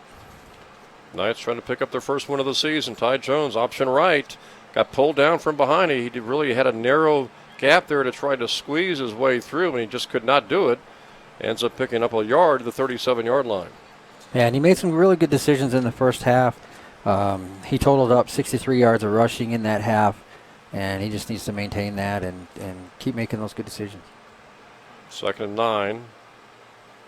Apprentice came in with a record of 1-3 on the season, and again the Knights 0-5, trying to pick up that first win of 2017 before they head into their off week next Saturday. And they'll go up the middle for the fullback. Good game. Simi Moala may go all the way. There he goes for a long touchdown, his second touchdown of the game. And that one is going to be 63 yards. And for Simi, that's the way he started the season with that big run, 74-yard run against Christopher Newport. And that's what happens there. This offense designed to, on that option, you give the fullback dive, and then eventually they break one. And much like the Christopher Newport run in game 1 of the season, once he broke past the linebackers, really no secondary to run through. Maybe was brushed by a secondary man, and then once he got to around the 50 or 45 of Apprentice, it was a foot race. Yeah, and really as big as he is, he's got more speed than it looks like he would have. And the Knights couldn't ask for a better way to start the half. Yeah, the Knights hit their 4th extra point, 4 for 4 on extra points to make it 28-10. Couple of injured builders on that play. They actually came in to try to block the kick and ran into each other. Yeah, dove right into each other. Trying to block it, I believe, from different sides. So the Knights couldn't start the third quarter in any better way. Quick 63-yard run by Simi Moala, and the Knights just like that now lead 28-10.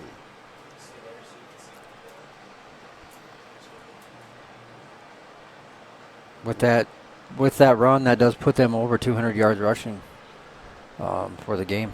And Simi Moala picking up his second touchdown of the game, his 3rd touchdown, or make that 4th touchdown of the season. Of course, he started the season on the very first drive against Christopher Newport with that long touchdown run. So he's really starting to rack up the numbers. Yeah, he really is. And he came in he was actually averaging almost 10 yards a carry, skewed a little bit by that 74-yard run. And his numbers will be further skewed, I guess. Yeah, they will. Well, he had in the first half, he averaged almost 10 yards a carry as well. So you add this one in, and that'll bump that up there a little more. You look at those first half numbers, Chip, while we got a second, and as they continue to attend to the injured Builders players. But, boy, for Apprentice, you take away those 2 turnovers, and there's not a whole lot of positive things that went right in that first half for Apprentice. There's really not. They only completed 4 passes. They actually ran more plays than the Knights did in total offensive plays, but they were only able to come up with 92 yards. And part of that, too, is their field position. They did have those 2 after the turnovers that happened inside the 30-yard line. So they didn't have a lot of room to go to score there. But the Knights defense has done a solid job holding them down. And the injured Apprentice players are coming off the field, one with a little assistance, and we'll be ready to go here shortly for the Knights kickoff after the touchdown to make it 28-10.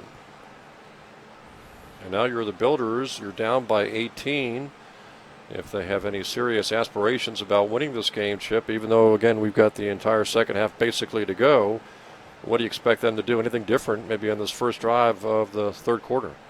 Well, I think they're going to, they don't have to go into desperation mode yet, but they really want to sustain something here. And that's been the big difference is the Knights have come out today and they've been able to sustain drives, mixing it up with some runs and some good passing at opportune times.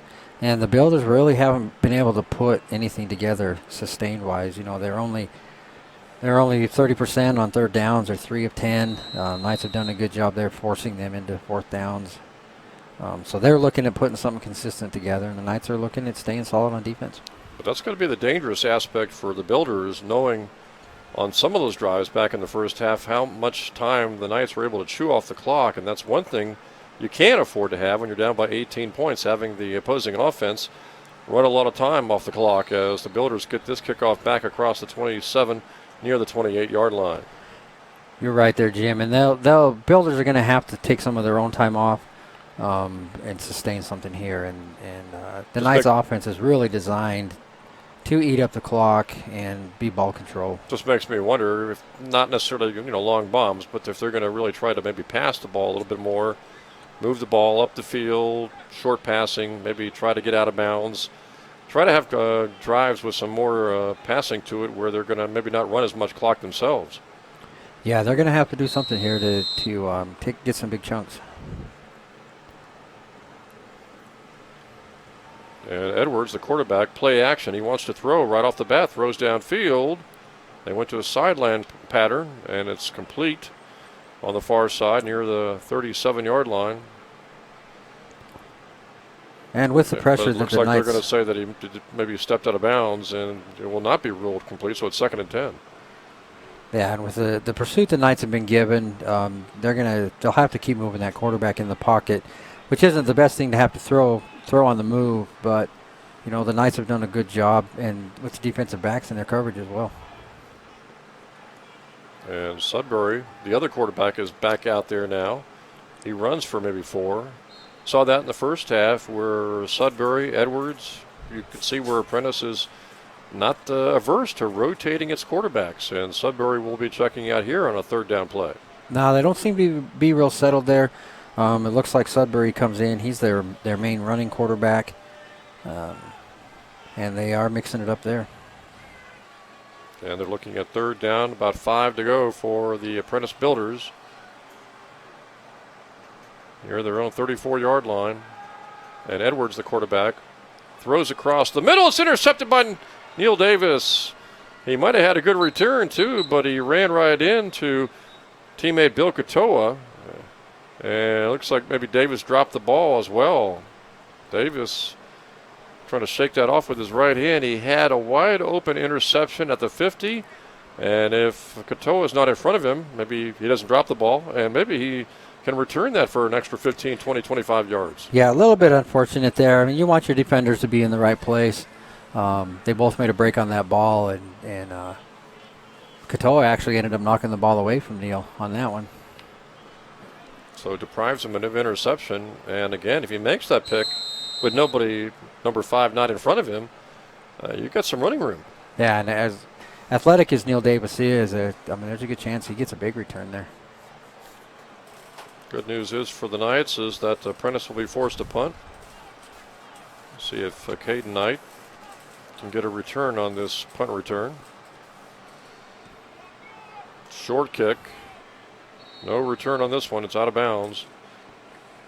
Knights are going to probably have some decent field position on this drive. 41. That might be their best starting position all day long. Yeah, it is. That last one with that kick return from Knight, they started inside the 40, but this one this will be their best starting position, but today it really hasn't mattered.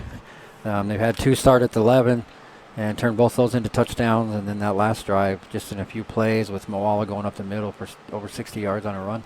if they can score 6 points and jump this lead to 35-10, especially if they can take 4 or 5 minutes off the clock. I know we've got the entire fourth quarter to go, but you start to wonder if Apprentice can come from behind down by 25. That's a long ways to come from, especially if the Knights, they can control the clock here. Here's John Harris. And run Good that move. down. Harris upfield. Ran into his own blocker. Still ends up picking up about 9 yards near the 50-yard line.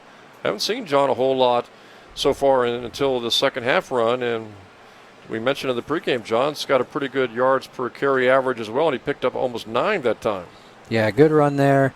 Good decision on the pitch. And for Harris, that's his second carry of the game. Second and a yard to go for the Knights, right at the 50-yard line.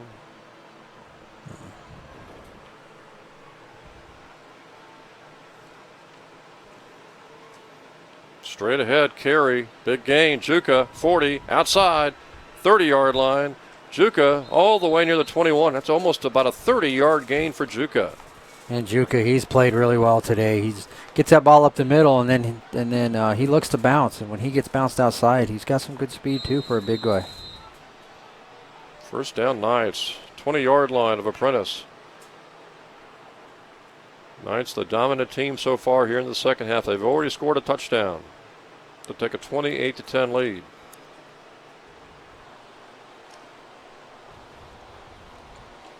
Trying to pick up win number 1 here in this 2017 season.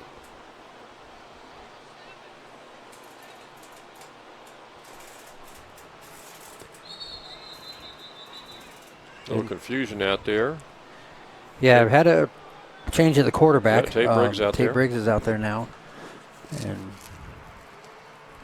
And that'll be another chance here, especially if the Knights can get this lead up to maybe 25 and perhaps even approaching 30, is to give a lot of guys off the bench, maybe second and third teamers, a little playing time. Yeah, it's nice when you can get into that position, give those guys, because they're all out there at practice too. They're working hard, and you want to give them as many opportunities as you can, and this will be a good chance for them to get out there and show what they can do as well. Hard to believe, but again, this is the next to last home game, Chip, and it's the final Saturday home game. Knights have just one home game left. That'll be coming up on Friday, October the 27th against Frostburg. That'll be senior night, not senior day, but senior night, I guess, and chance to salute a number of seniors on this football roster. Yeah, this is a good senior-heavy team for Coach Dupay. I think last year he only had 4, and 2 of those have stayed behind, and they've decided to take a position coaching. You've got Stephen O'Grady, who's a defensive assistant, and then Michael Fry, who led the team in rushing last year. He's the B-back running back coach this year. We'll talk more about this obviously on the 27th, but there are a lot of talented seniors just on offense. Seth Hansen, John Harris, Michael Carroll, just to name a few. Yeah, throw Cody Barnes in there. Yep. Pretty senior heavy. Short gain this time, inside the 20 down to the 17-yard line. About a 3-yard pickup for Juke at that time. Yeah, you got defenders out there too, like Bill Katoa, listed as a senior. Sam Horman, the place kicker, who also does the soccer webcast, senior as well. Second down, 7 to go for the Knights, 17-yard line. Briggs pitches. Knights have an opening here on the right side. John Harris, there is a flag out. Harris goes in, but we'll see if this one comes back. That's about the only downside in this game so far for the Knights beyond the turnovers is they've had a few holding calls or blocks below the knees. Yeah, and I think that's probably what's going to come here on this one as well. This will be the second time that it's come off of the side that Seth Hansen's blocking on, and I'm not sure what they're looking at. It looked like a clean block. In college you can block below the waist as long as you've got to stay in front of that runner. Yeah, it does look like the way Seth reacted, that call went against him.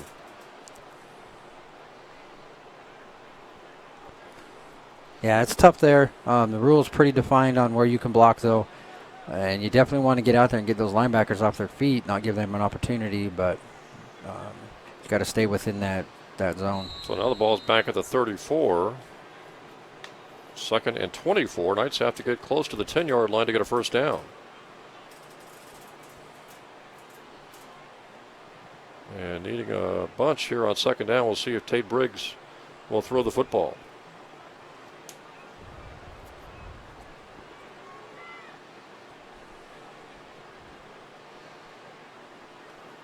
Briggs wants to throw. Now he's going to be flushed out of the pocket. Still looking to throw. Fires over to the right side. Man out there. Wedge. Got it. Touchdown. It's always a little scary Wedge.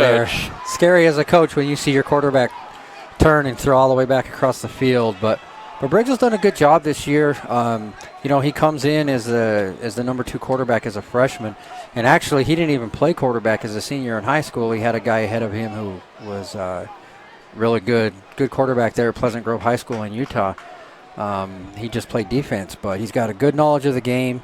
The first 3 games he was 8 of 9 on his passing, and he comes in and makes a good throw there to give the Knights another score. His 2nd touchdown pass, and that's the 2nd touchdown today for Akiva Wedge, the 2nd touchdown for Akiva this season. Yeah, my only concern with that pass is that he was getting close to the line of scrimmage. Yeah, he definitely ate up every inch he could there before he decided to get his hips flipped around and make that throw. But I had no problem throwing to an open receiver on the right side like Wedge. I just thought he had to be getting within a yard or 2 of the line of scrimmage, and obviously that would have been a penalty. But the Knights are able to pick up a big score there and go ahead now 35-10. Yeah, that's one of those. He comes off to the sideline. Coach Dupay gives him a high five and then tells him, "Don't do that again." Give him a heart attack there, throwing back across the field. But so now it's a 25-point lead with 10:44 to go. Still the 3rd quarter. You've got the entire 4th quarter left. And now it might be desperation time for the Builders, down by 25 points. Right. They're going to have to come out and put something together on this drive and put a score on the board if they want to keep this thing within range. And for the Knights, they got a chance, as long as they can protect this lead, to get healthy next week and then hopefully take some of this momentum on the road in 2 weeks against Salisbury. Yeah, good that they have a break before Salisbury. Go up there and have a good showing and kind of erase some of that. The last trip up there wasn't so good, and hopefully erase some of that. Yeah, you wonder if some of the upperclassmen remember that game and maybe still have some payback on their minds, I guess. I'm sure they probably do. Knights kicking off here with a 25-point lead.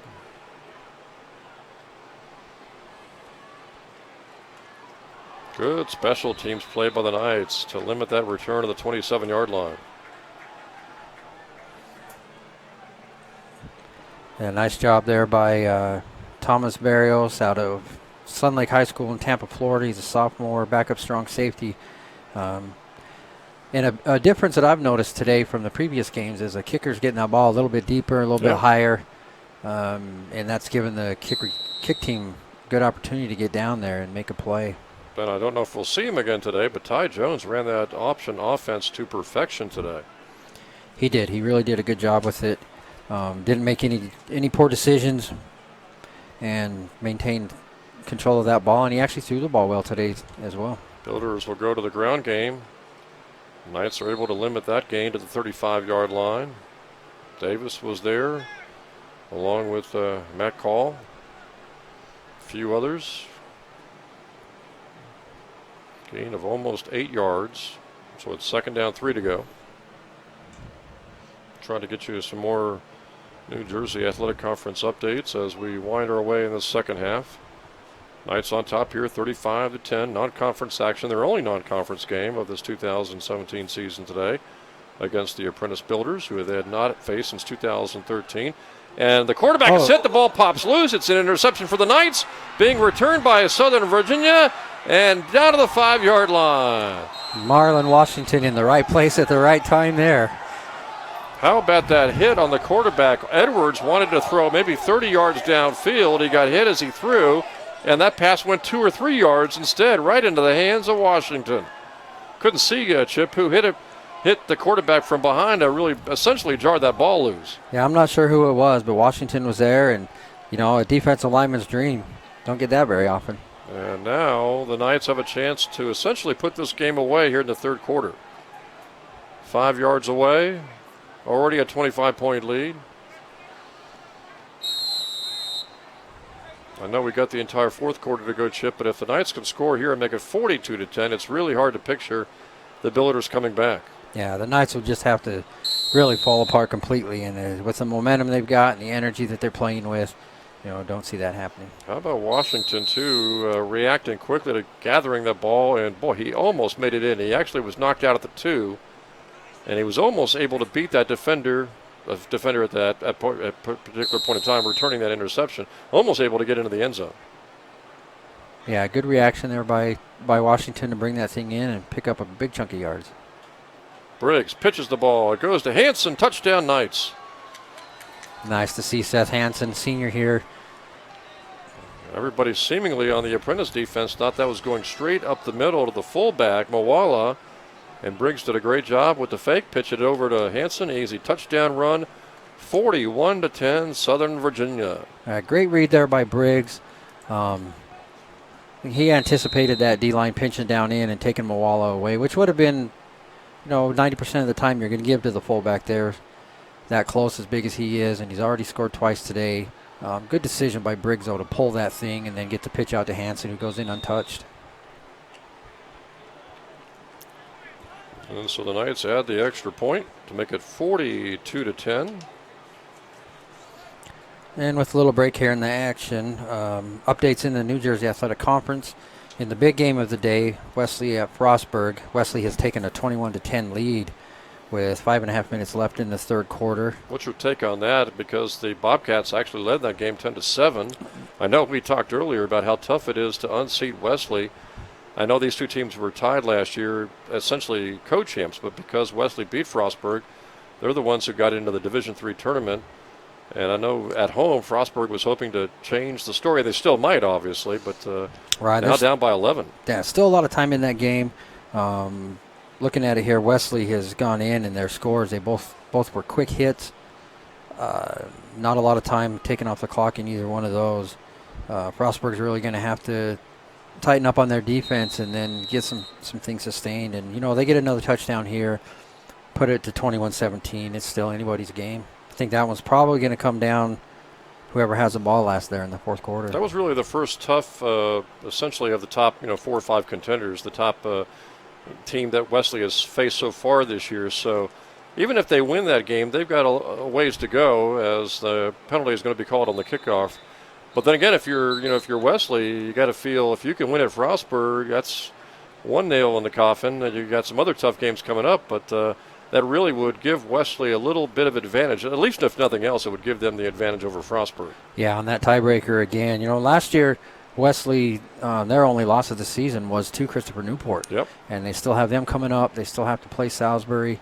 So there's some opportunities there if they do come out on top today, that they still have some tough games ahead of them. Of course, the Knights will have their final home game on Friday, October the 27th against Wesley. And boy, wouldn't they love to, knock off Frostburg and maybe even knock off Salisbury in 2 weeks and unseat some of these New Jersey Athletic Conference contenders. Yeah, mix some things up there a little bit. And Salisbury's now taking a 17-0 lead over Christopher Newport late in the third quarter.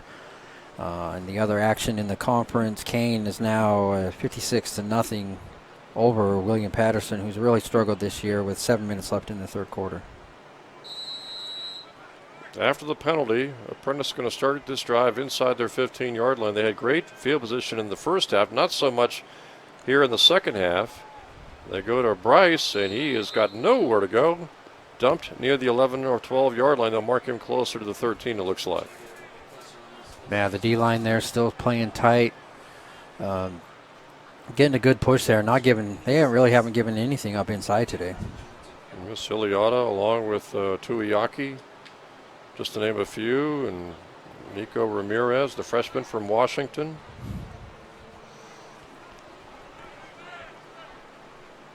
Second down, 11 for Apprentice. Edwards, the quarterback, play action, pressured, throws, hit as he threw, incomplete. There is a flag down. Yeah, I think this one's going to be holding against against Apprentice. Looked like a last-second effort by the lineman to grab the guy who hit the quarterback to prevent him from getting the sack. And if you're the Knights, I don't know, you got a decision here. They decline it. Take the play, which was an incomplete pass to force third down.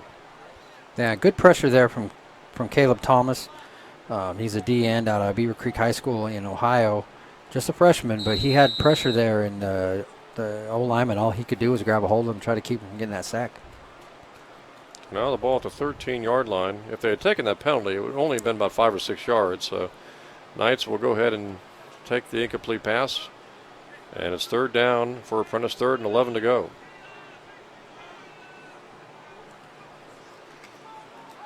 And they'll play it safe and go to the ground game. And again, that defensive line shutting that down for about a yard. Yeah, initial contact made there by Pei Tuiaki, who we talked about earlier as one of the Iron Knights, and just stood up the running back, and he had nowhere to go from there. And Matt Call also making the play at the Taze Valley High School in Ohio.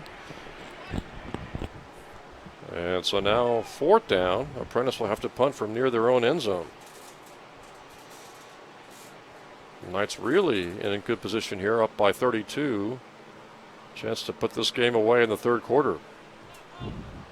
Remember, this was a 21-10 game at halftime. The Knights have dominated in the first 7 minutes. They almost blocked that punt. They have outscored Apprentice here in this 3rd quarter, all in 7 minutes or so, 21-0. Really taking advantage of the opportunities that they've had. Good field position. And again, they're going to have good field position here coming in on this drive. It's like Ty Jones will go back into the game, or Briggs. Let's see who will be the quarterback out there. Looks like Briggs will do it.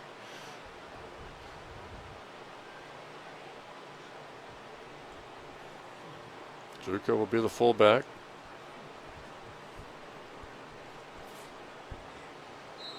Yeah, coming in here today, you know, this offensive line today has done a really good job. They've got a good push up front.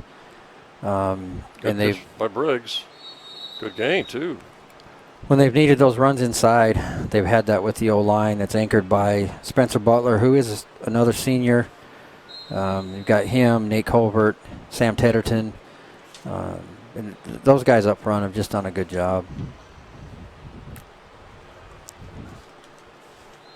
Speaking of the offensive line, speaking of some of these coaches we've talked about, how about Patrick Hoffman? Heads up the offensive line. Yeah, and Patrick, this is his 2nd year here. He came here with Coach Dupay. They've known each other for a while. Patrick also coached with him prior to here. And it's tough every year. You come in and you get quite a few freshmen coming in, and you get those guys who decide to go on a mission or come back as return missionaries. Aren't quite back in football shape yet. Takes them a while to get back into that. But Coach Hoffman's done a good job with that. Look at Briggs go around the left side on the option. He breaks a couple of tackles. He almost broke that one for a score. Got to the 21-yard line. Tay Briggs running the option very well as well. Yeah, good vision there. Good decision he faked that pitch, got the outside man to stay with the pitch back, and then cut it back inside. First down, Knights just outside of the 20.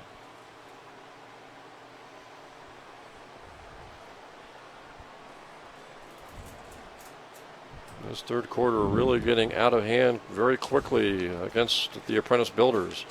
It was 21-10 at halftime, now 42-10, and the Knights driving for more. Hand off to Juka. He got it inside the 20 down to the 18. And on, I mentioned the offensive line earlier. Those were the right side guys of the line. Left side, Caleb Calabro, who is also a senior, and then we have Ben Kabczynski, who's a sophomore, playing the left tackle position today. Knights looking at 2nd down, 7 to go. Near the 17-yard line of Apprentice.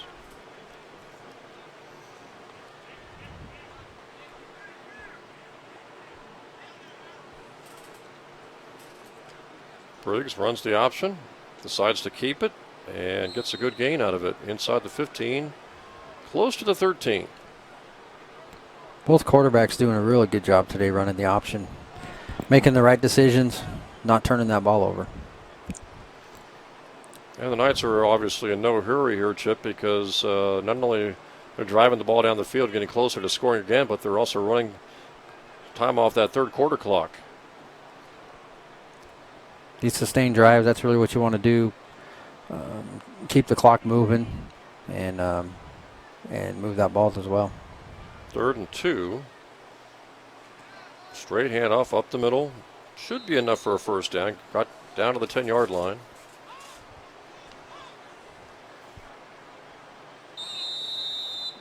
.532 to go here in this third quarter. It's been all Southern Virginia. They've outscored the Builders 21-0 here in the third period. And we'll take an injury timeout here. One of the Knights' offensive linemen.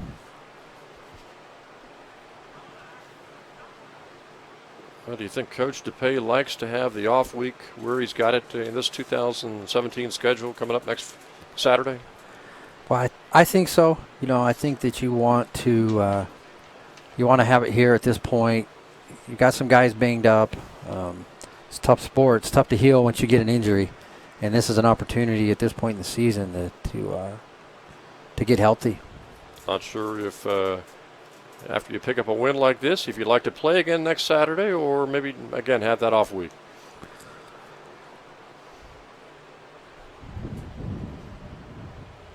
A reminder about a very busy athletic day today. We've got women's volleyball taking place this afternoon against Frostburg. Maybe we can try to get you an update on that, because that was really a big road match in the Capital Conference for women's volleyball, which has just had a tremendous run with their winning streak. And then, of course, following this football game, we've got a soccer doubleheader. The women taking on Wesley at 5:30, followed by the men's soccer contest against Wesley. The women's volleyball team, of course, undefeated at home, picking up 2 big wins in matches last Friday and last Saturday, and they'll be at home next Friday and next Saturday. But this was their first road Capital Conference today at Frostburg. From the 10-yard line, Briggs hands it off up the middle. There is a flag down, probably going to be a blocking penalty against the Knights.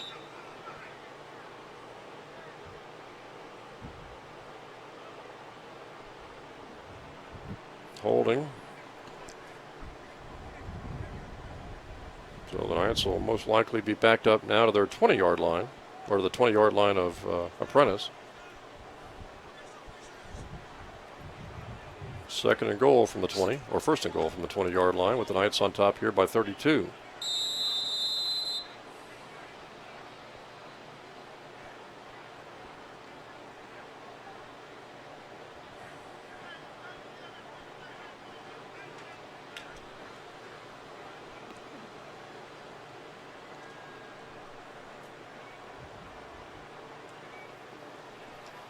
And off right up the middle, and gang tackled at the 19-yard line is Juka. He picked up maybe a yard, and it's 2nd and goal for the Knights at the 19. Yeah, that time the defensive line was able to make the initial contact right there on Juka and get him bottled up into the backfield. It's like Sam Tedderton's down for the Knights. Kind of surprised, Chip, maybe because it's this late in the season, that we haven't seen more cramps out there with this kind of weather.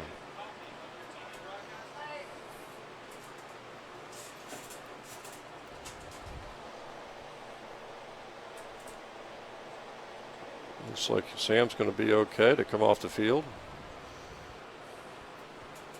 Knights will be looking at a 2nd and goal from the 19-yard line.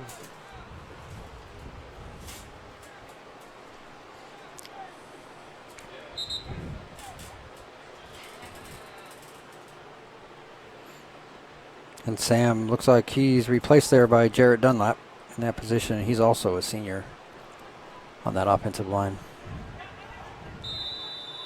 About 19 yards away from the Apprentice end zone. Still just 2nd down for the Knights.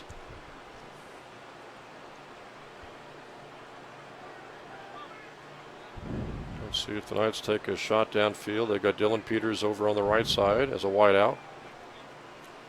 They run the option to the left, pitch it to the left side. And close to the end zone, knocked out of bounds inside the 5. They got it all the way down close to the 3-yard line. That was Nash Jones. Nash, as we talked about at halftime, one of the Iron Knights, and also has helped out with the soccer webcasting, and that time he was almost able to get into the end zone for a touchdown. Yeah, that's been a really effective play right there to fake that fullback and then get that quick pitch out to that outside. We picked up a lot of yards the whole game off that play. And now the Knights are down to the 4-yard line looking at a 3rd and goal. They don't score here. They could always send Hatch in for the field goal attempt.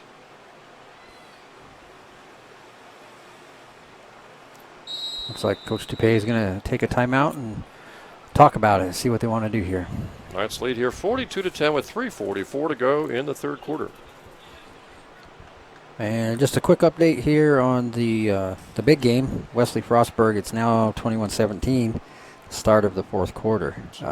Frostburg trying to make a comeback. Right there. Wesley was making a drive, fumbled the ball at the 1-yard line. Frostburg recovered it. 2 plays later, went 79 yards on a rush for their touchdown to bring it within 4. So as we see, 21-17 could have easily been 28-10, and maybe Wesley could have put that game away. Instead, Frostburg's got new life.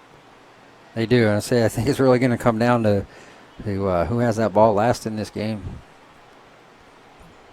Here the Knights led 21-10 at halftime. They've dominated this 3rd quarter, outscored Apprentice 21-0, and right now they've got the ball down the 3-yard line, looking at 3rd down and goal.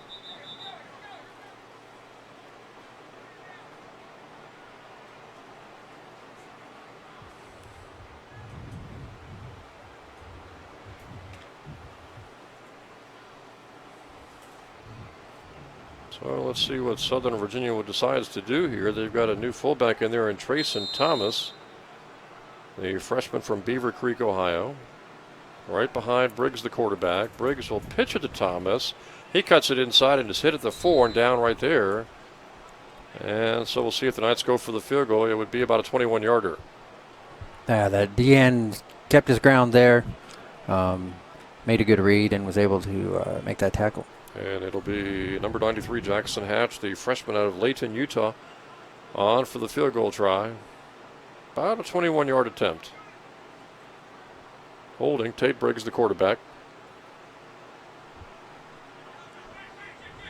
Knights have had 6 touchdowns today, trying for their first field goal of the game.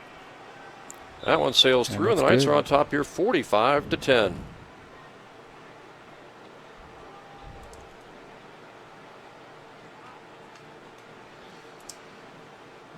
So now the offense has scored 24 here in the second half, and the defense is pitching a shutout in the second half.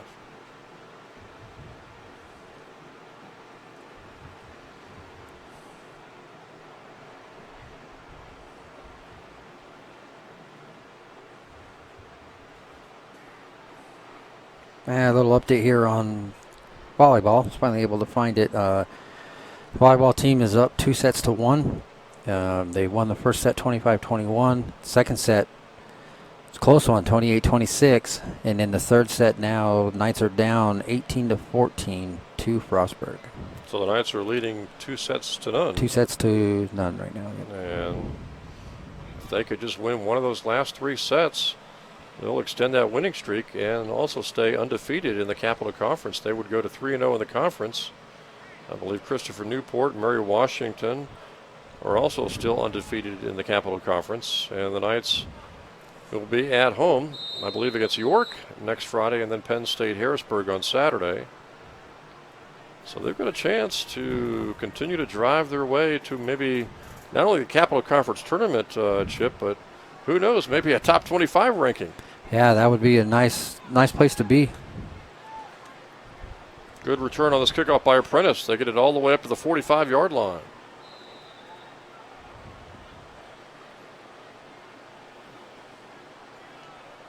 See, some of the defensive regulars are still out there, Chip, like Neil Davis. But I would imagine we'll start to see more and more players, second and third teamers, getting some playing time here, as Apprentice is going to start this drive at their own 47-yard line. Right, good opportunity here for the younger guys, get some experience. A good mix here. You mix them in with the first-string guys, So you don't put them all out there together at one time.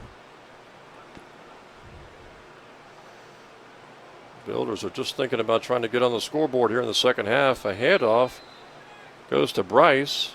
Edwards gave it to him, and he went nowhere. He was hit from behind. Looks like a good defensive play turned in by Caleb Thomas, the freshman defensive end out of Beaver Creek, Ohio. Yeah, another good play there by Thomas. He pushed his lineman upfield, recognized the draw, and was able to come up and get the feet of that running back. No gain, 2nd and 10.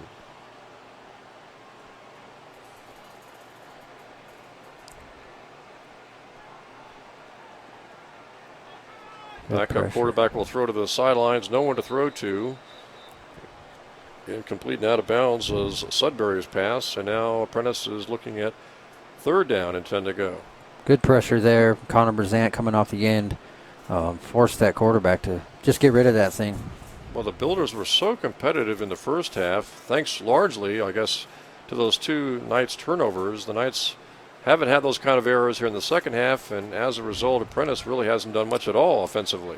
Nah, they've eliminated the turnovers, and that's made a big difference here. 3rd and 10. Edwards, quick pass, just got it out there. Hits Bryce, upfield, and he's close to the 1st down marker, and he has the 1st down. Yeah, extra effort there by Bryce. Broke off that initial contact and was able to slide off to his right there and pick up that 1st down. That pass almost didn't make it to the receiver, almost batted away. Yeah, Brzant again getting upfield, getting his hands up. Almost made another good play there. 1st down, Builders, 40 of Southern Virginia.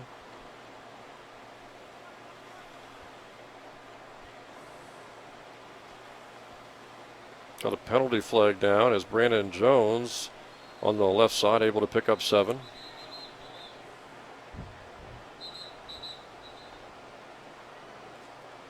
See if this positive play for the Builders is coming back maybe due to a penalty.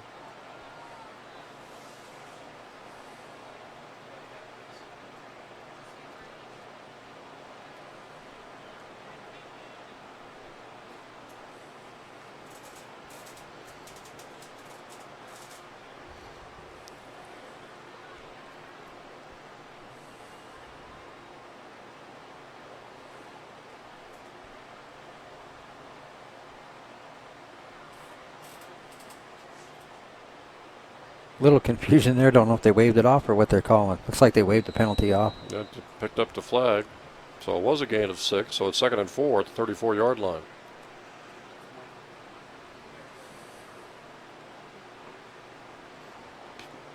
Handoff straight up the middle. Knights knocking down the ball carrier again. And that time it was Connor Brzant, the sophomore out of Washington, coming in. He double teamed the running back, and that's going to be about a yard loss. Yeah, Connor there and Matthew Blake out of Timpview High School in Provo. Both getting a hold of the running back and not letting him get anything. 3rd and 5 now for the Builders.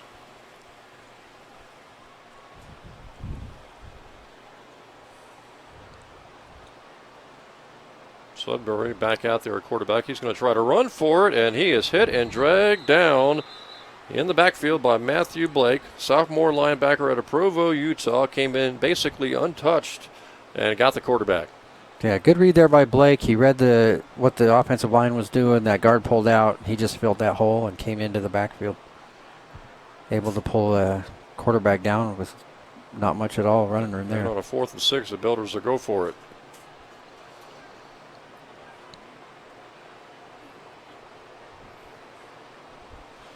Knights trying to make a big defensive stand here, maintain the second half shutout as Edwards wants to throw to the right side, overthrew a receiver, incomplete. Knights take over. Another solid effort there by the Knights defense. Got some good pressure on the quarterback. Kind of forced that ball out before he really wanted to throw it, and overthrew his defender. And the Knights will take over on downs.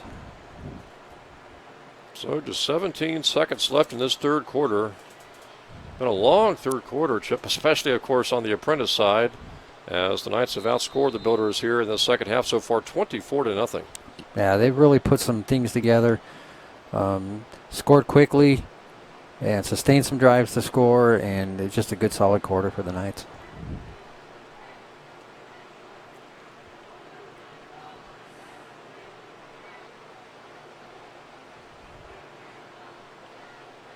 Briggs option right this time. He cuts it back to the left. Good decision. Picks up good yardage. Almost an 8-yard pickup. Tate Briggs running the ball very effectively on the option today. He is. He's doing a good job there, keeping his eyes up, looking downfield, and just looking for the opening and taking what he can get. That's the last play of the third quarter, so the Knights will start fourth quarter play with a 45-10 lead here. And good field position for their opening drive of the fourth quarter as well after that 8-yard pickup by Tate Briggs, the quarterback. A big day today. Akiva Wedge is a couple of touchdowns. Simi Moala with a couple of scores. Yeah, and the Knights have really done well on the ground. They're over 300 yards rushing now. They're approaching 500 yards of offense total for the game with still a full quarter of play left. And again, the defense has only allowed 10 points, and you take away those 2 turnovers, the botched punt and the fumble, and it could well be a shutout.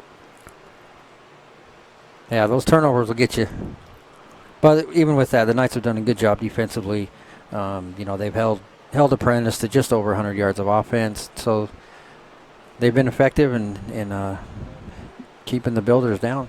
Knights had not played the Builders against since that 2013 season when they played them twice, beat them twice, and won 8 games in that 2013 season, the last season before they went Division III. So it's the first time they had played the Builders since 2013. And let's face it, when you're in the New Jersey Athletic Conference ship, you only get one non-conference game, so not a whole lot of choice about non-conference options. No, and you really would like to stay home, stay close to home.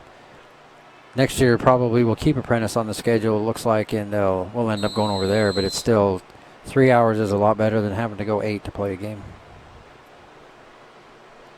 Yeah, last year, of course, to open up the season, their non-conference game was in Richmond, Indiana against Earlham, and that was a long trip. Yeah. 2nd and 2. Caden Knights in motion. This time, Briggs never got to run the option. He got dragged down from behind for about a 3-yard loss. No, that defensive line was in the backfield before Briggs could even get turned around. Just a quick update on volleyball. They dropped the third set, 25-21, so they'll be moving into the fourth set here momentarily. And they'll hope to win in that fourth set, the Knights will, to avoid going to a fifth and final set of 15 points. If the Knights can win, again, they'll be 3-0 in the Capital Conference, and they'll keep that winning streak going. 3rd down, 8 to go now for the Knights at their own 38-yard line. And Briggs wants to throw. Got a man wide open. Hits the receiver at the 50. First down for the Knights. And that is a good gain by Thomas. Left wide open, and Briggs is able to hit Trayson Thomas, the freshman out of Beaver Creek, Ohio, for the first down. Nice job there by Briggs, just getting rid of that thing. A lot of pressure in his face, rolling to his right there, and wasn't able to get his body turned, but still flip that ball out there and pick up some yardage. First down Knights, 47 of Apprentice. Jeff LaPointe, number 27, freshman running back, also into the game now for the Knights. Another one of our Iron Knights of the week. It's nice to see these guys get in and get some playing time. And that's LaPointe in motion. Briggs will run it.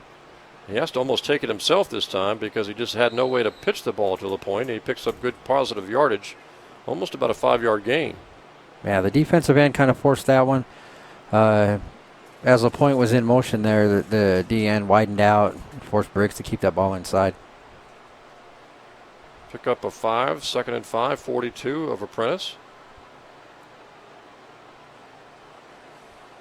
And with this big lead of 35 points here, Chip, the Knights really would love to run a lot of clock.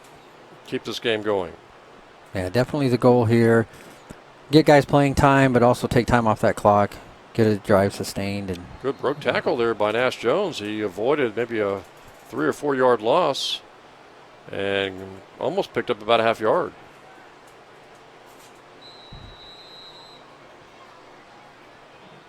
So good play by Nash Jones to avoid the tackle in the backfield. Now the Knights have a little confusion with Nash coming out of the game. Green replaces him. 3rd down, 5 to go.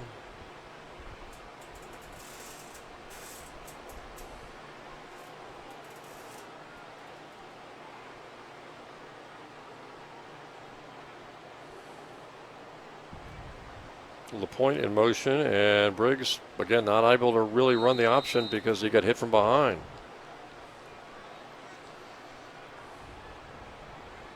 Down at the 44-yard line.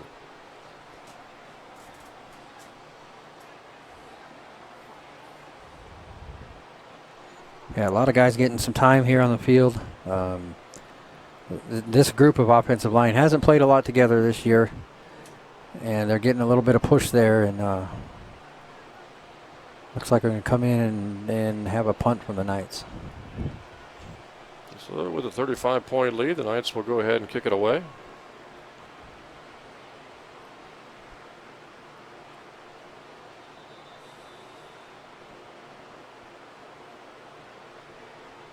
It's like a timeout taken by the Knights. Nope, delay of game penalty by the Knights. So move that ball back 5 yards, and they'll end up kicking from the 49.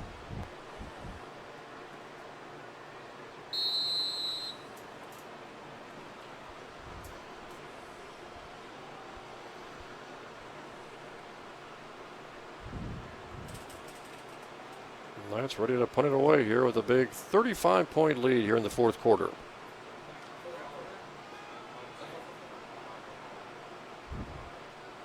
Good downfield coverage by special teams by the Knights, too. Yeah, special teams has been really solid. With the exception of that muff punt, or muff snap, I guess, early in the game. They've done a really good job of getting outfield covering, making tackles. Apprentice hasn't very often had much room to run once they catch that ball. And for the Builders, their only question mark here in the second half is, can they get on the scoreboard? They've been shut out here in the second half.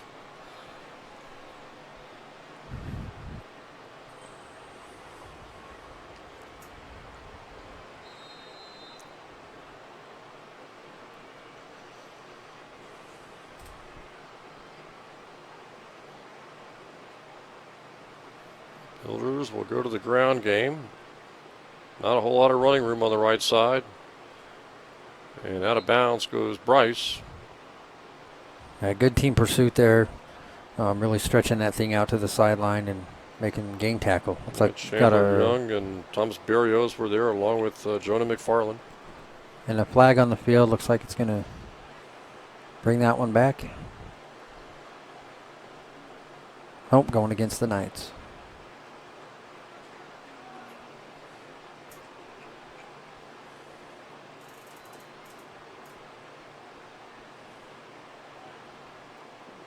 I'm going to guess this was a late hit out of bounds, that they must have ruled that he was out on the sidelines when he got piled into maybe a couple of yards out of bounds, Chip.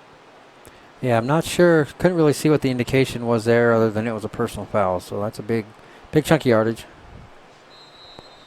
Although if you're running after a running back and he's that close to the sideline, kind of tough at times to stop that momentum. Builders have it at the 41 after the penalty. Here's Edwards, the quarterback, trying to get to the left side. He's got some running room out there, and he gets a first down into Knights territory at the 48-yard line.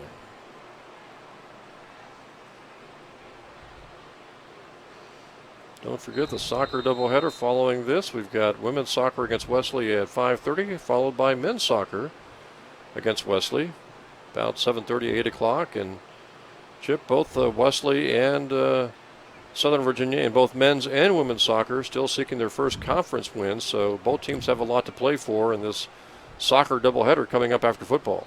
Yeah, good chance for both teams to get in the win column there in the conference.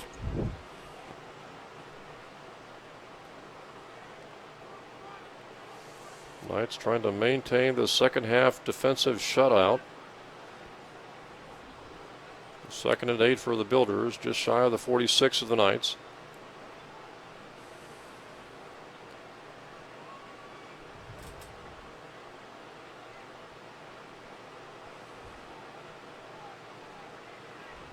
Well, the running back almost lost the ball. That was Bryce. He got hit in the backfield, and he was back at the almost midfield. And he almost didn't get the handoff. They'll mark him down, it looks like, right around the 50. Yeah, Washington back in there again. Mark him down at the 49-yard line, so a big loss there. And it's 3rd and 13.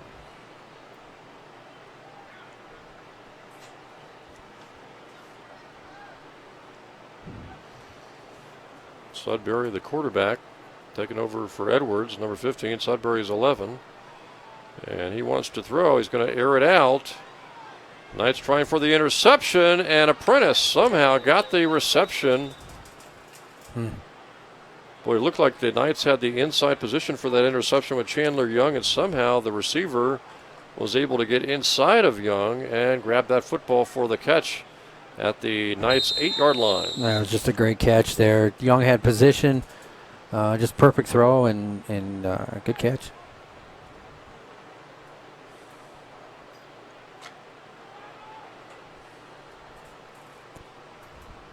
First and goal, Builders, 8-yard line. Belgium, Ethan Bryce is the running back. He gets the handoff up the middle, and he walks in for a touchdown to make it 45-16.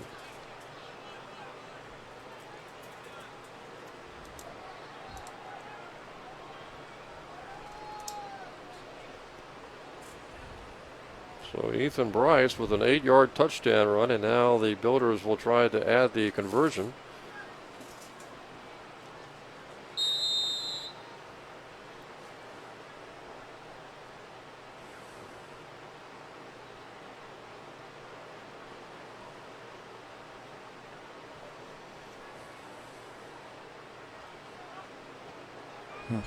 It hit the upright and bounced off, so it's 45-16.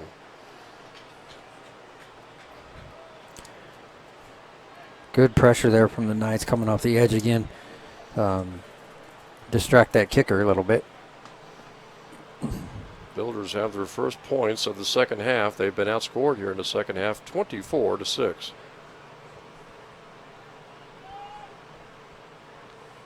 And one more quick update here with the break in the action. Crazy game up there in Maryland. Frostburg State and Wesley are now tied at 24. Wesley just kicked a field goal to tie it after being down. Frostburg up 10-7 at the half, and then they went down 21-10, and then they jumped up, took a lead 24-17, and now Wesley's tied it back up. 24-24 with, is that fourth quarter? Yeah, there's 4:45 left in the game. They could be going to overtime.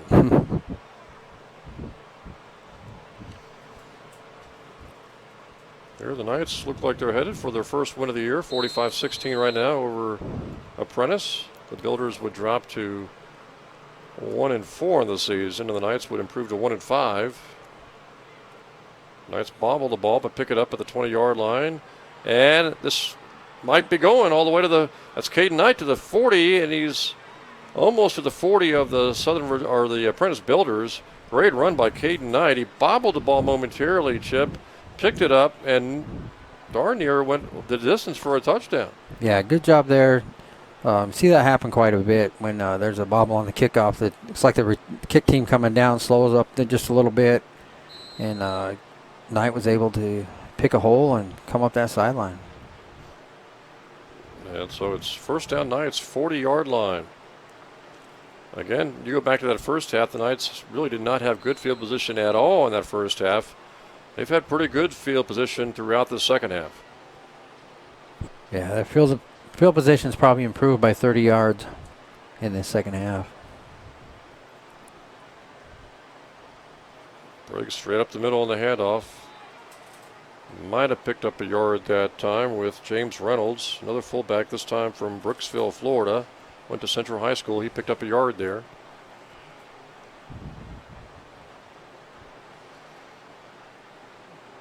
I think he's the fourth fullback, Chip, that's played today for the Knights, at least 4. Yeah, definitely getting everybody some time on the field. Chuka had a good day running the ball. Moala had a couple of touchdowns. They go to Reynolds again. He's knocked down to the line of scrimmage for a yard loss, and now it's 3rd and 10 for the Knights, right near the 40.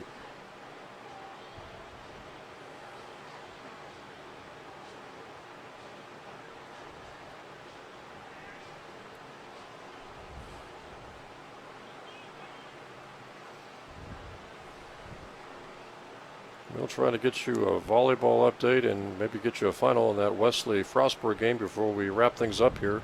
A reminder, we do have soccer following this We've got women's soccer against Wesley at 5:30, followed by the men's soccer game against Wesley as Briggs runs the option to the right side, hit from behind, dragged down, picked up maybe 2 or 3 on the carry. Got to the 38, almost the 37-yard line. Now the offense is in that odd spot on the field. Do you punt here? Go for it on 4th. Looks like they're going to bring on the punt unit. See if we can get him pinned down inside the 10-yard line. Yeah, good practice here to try to pin it inside the 5 or 10.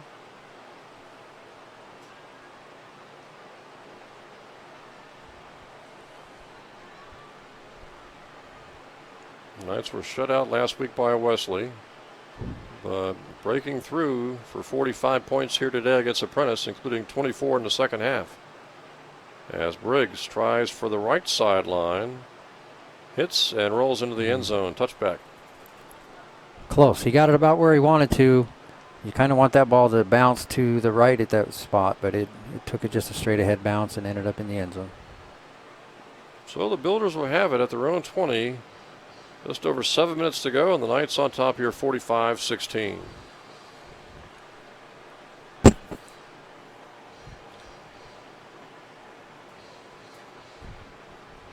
Saw one of the seniors, number 35, coming off the field in Stockton Hyatt. And again, in less than 3 weeks, on Friday, October the 27th, Chip will have senior night against Frostburg, the final home game of the 2017 schedule.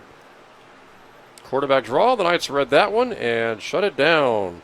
But right there was Nico Ramirez, a freshman out of Washington. He was one of 2 players to knock down the quarterback. I think Ben Petty was the other one.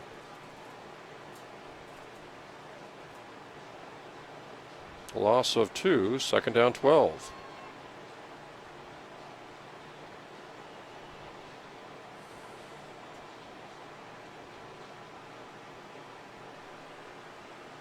Edwards, the quarterback, hands it straight off up the middle.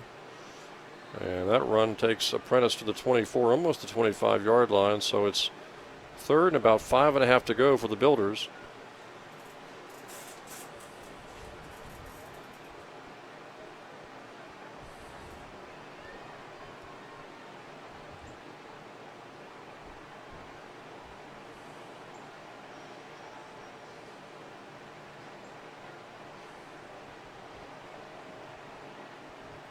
Builders need to get to the 30, 3rd and 6 to go. Sudbury, the quarterback, throws left side. Man, wide open.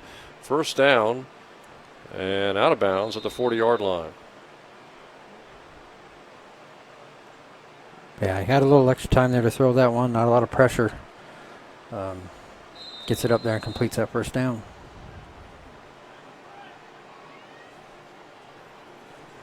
And so Apprentice has it 1st and 10 at their own 40.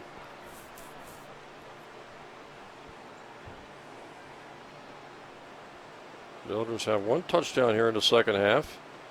Straight ahead handoff. That one will pick up about 4. Several Knights on the tackle, including Matthew Blake out of Provo, Utah. Yeah, good team tackle there. Blake's doing some really good things here. He's mentioned his name a lot since he's come in the game and in relief duty here. Update on volleyball in the 4th set. The Knights are up 17-15. So we'll see if the women's volleyball team can hang on to that 4th set lead and win that match against Frostburg. Right now, they're on top 2-1 in sets, and they're trying to extend their winning streak. I believe they play at Hollins on Tuesday before they return home for the Friday night match against York, and then the Saturday match in the morning against Penn State Harrisburg and in the afternoon against Bridgewater. And if the Knights can win those 2 matches and win today against Frostburg, they would be 5-0 in the conference. Yeah, I don't know that that's happened before here. That put them at 15-4 on the season. Still have obviously 4 tough road matches, including road matches at Christopher Newport and Mary Washington. But hey, if nothing else, they'd almost be a shoo-in at that point at 5-0 for the conference tournament, and they'd have a really good chance at not only winning the regular season in the conference, but if nothing else, maybe finishing second and maybe trying to be one of the 2 teams in the Capital Conference that gets into the Division III tournament. Yeah, they've got a really good shot at that this year. Sudbury with a good run for the first down in the Knights' territory at the 47-yard line before he is pulled down by Jonah McFarland, the freshman from West Bountiful, Utah.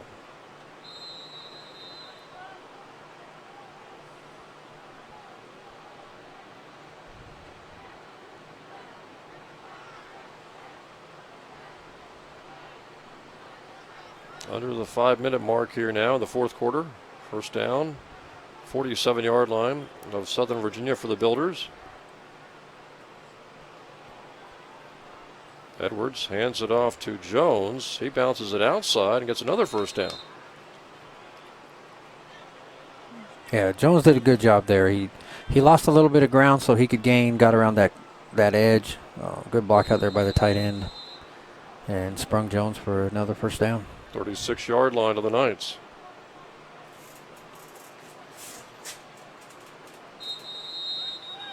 Knights had a 21-10 halftime lead. They exploded in the third quarter to jump that lead to 45-10 before Apprentice got their first points of the second half, which is where we stand right now, 45-16.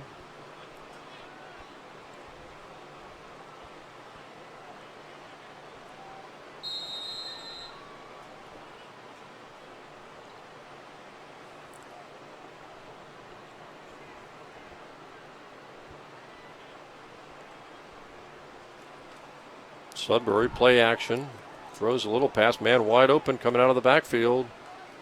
Another first down for the Builders all the way near the Knights' 25-yard line. Tackle was made by Elijah Bowers, freshman defensive back out of Taylorsville, Utah, but not before the Builders picked up another first down.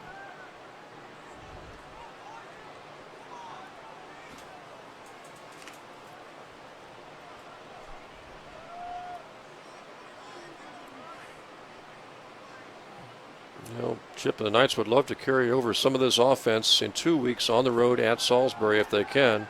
Edwards throws back to the right side. That play is knocked down at the 18-yard line. Today they got good running from guys like Juka and Simi Moala and the quarterback Ty Jones, as well as Tate Briggs at quarterback. And they actually threw the ball pretty well as well, so they ran the option good, and we'll see if that can carry over after the off week coming up next weekend for their next game, a road contest at Salisbury 2 weeks from today. And the Knights did do a good job today of mixing things up.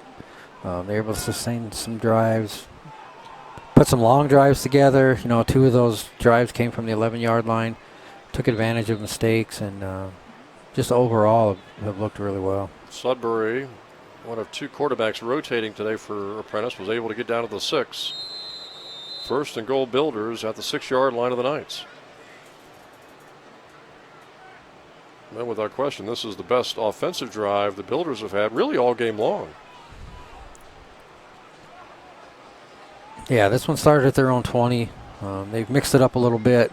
Probably this is their biggest mix of plays in any of the drives that they've had. Of course, this is their longest sustained drive as well.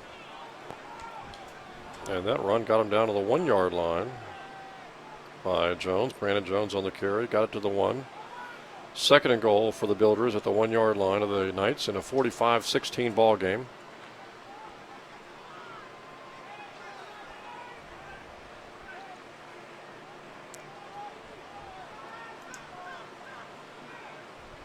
Sudbury back out there. He's going to take it himself, and he'll score. Nope. Let's see. Knocked down near the goal line.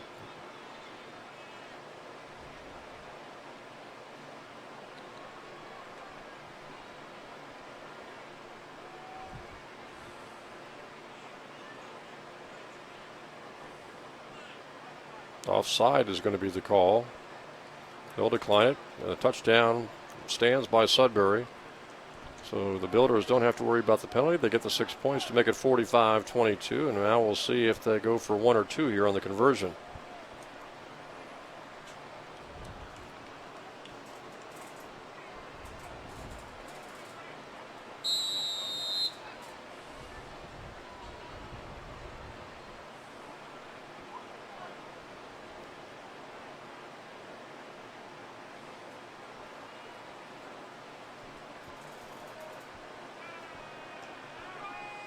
And this extra point makes it 45-23. Now we'll see if the Builders want to kick it deep or maybe go onside with this kickoff. Yeah, I don't know. Probably a good position here where they can have a chance to practice that live. You don't get to do that very often at practice. Give them a chance to try that onside here.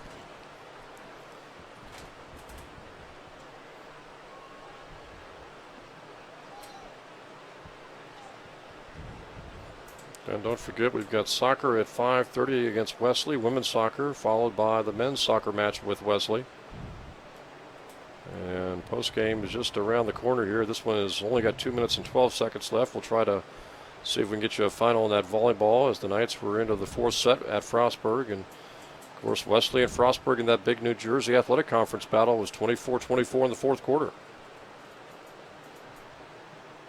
And volleyball's coming down here to the end. It's 22-21 right now, though, in that fourth set. The Knights are up. Clinging to that 1-point lead. 3 points away from a match victory.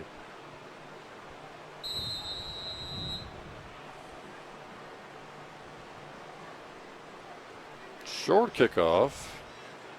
Knights will grab it and right at the 27-yard line, play it safe and fall on the football. Yeah, do the safe thing there. Just cover it up. Let your offense come out and put a drive together here to end this game. We'll see if the Knights are capable of running the 2 minutes and 11 seconds off the clock and wrapping up this 22-point victory. Again, the Knights will not be playing football next weekend, off week next week. And back in action 2 weeks from today at Salisbury, and then their final home game on Friday, October the 27th at home against Frostburg before they finish off the season on the road in New Jersey against William Patterson and the College of New Jersey for their final 2 games of the season.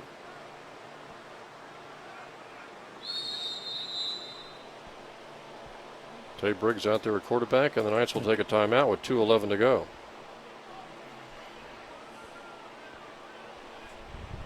So there's a little bit of confusion there with some of the younger guys coming in, but take the timeout, get it together here, and get it right, get the right play call, get everybody where they need to be.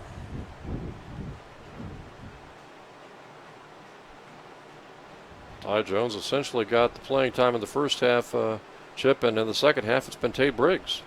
Yeah, both quarterbacks have really done a good job today. You look at their decisions that they've made. They haven't had any turnovers. They've thrown the ball well when they've been called on to throw, and they've made good decisions in when to pitch and when to give. And when to keep it. Both quarterbacks have run well today. And Briggs will try the left side this time. He breaks one tackle and then is gang tackled for a loss. Yeah, we had those 2 turnovers back in the first half, but they were not due to the quarterbacks. One was a running back fumble, and then the other was obviously a bad snap from center on the punt.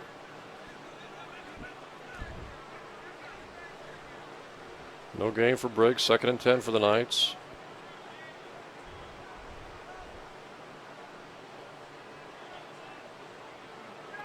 Nothing further from Frostburg and Wesley. They go into overtime, you think? I'll have to go here and check. Last we heard it was 24-24 with just over 4 minutes left in the fourth quarter. As Briggs will run the option to the right this time, pitches the ball. Knights are going to get good yardage out of this. Tackle out of bounds, no penalty flags. Going to be about a 6-yard gain, almost 7. And the volleyball is a final, and the Knights come out victorious with a 25-22 win in the fourth set to win 3-1. So a much-earned road match victory today for Southern Virginia. Congratulations to women's volleyball. They are now 3-0 in the Capital Conference, and they keep that winning streak going. They've only lost 4 times this year, I believe 13-4 now. 9 straight matches for victories. Yeah, good solid record there by the Knights. It's always tough to go on the road and play in the conference, but they did good job there. Trying to get the first down, and he did, up to the 39-yard line. Good run by the quarterback. And now the Knights will be able to take knees and run this clock out. And real quick in the other game there, Wesley Frostburg, 27 seconds left in the game, and it's still tied, 24-24. So unless somebody's on the 1 yard line ready for a field goal, I would imagine that game might go to overtime. No, it looks like Wesley's got the ball right now, but they're on the Frostburg 47. So probably going to need another 20 yards to try maybe a field goal. Here the Knights are ready to take a knee and wrap up their first win of this 2017 season. A much-needed victory for the Knights here on homecoming day. Yeah, it is. And this is a lot of the coaches will tell you this is the best play in football, and you're the one that gets to do it. It means you've done what you needed to do that day. Get to kneel on the ball, run that clock out, and take a victory back into the locker room. Two teams are starting to shake hands as the clock runs down, and the Knights, again, with this 45-23 victory, they're going to be 1-5 on the season with this homecoming victory, and the Apprentice Builders, they'll drop to 1-4 on the season. A big day today, Chip, for the Southern Virginia University football team. They scored 21 first-half points, had an 11-point halftime lead, had a big third quarter, took that lead to 45-10 eventually, and then are able to post a 45-23 victory today. Yeah, and it's been good. They seem to have improved everywhere. Special teams improved, minus the one punt. It seemed like the ball was getting kicked deeper. The cover guys were down a lot quicker. And just good improvement all the way around, offense, defense, and special teams to pull off this first win of the season. So congratulations once again to Southern Virginia women's volleyball for their road victory at Frostburg today. And congratulations to the Knights football team picking up their first win of 2017 as they defeat Apprentice today, 45-23. Don't forget, coming up at 5:30, women's soccer against Wesley, followed by the men's soccer match around 7:30, 8 o'clock against Wesley. So be sure to join us coming up in about an hour or two for women's soccer against Wesley at 5:30 this afternoon. Again, congratulations to the Knights football team, 45-23 victors on homecoming against Apprentice. I'm Jim Bresnahan for Chip Erickson, for our director Craig Reese, and our fine production staff here at Southern Virginia University. Thanks again for joining us, everyone, for Knights football.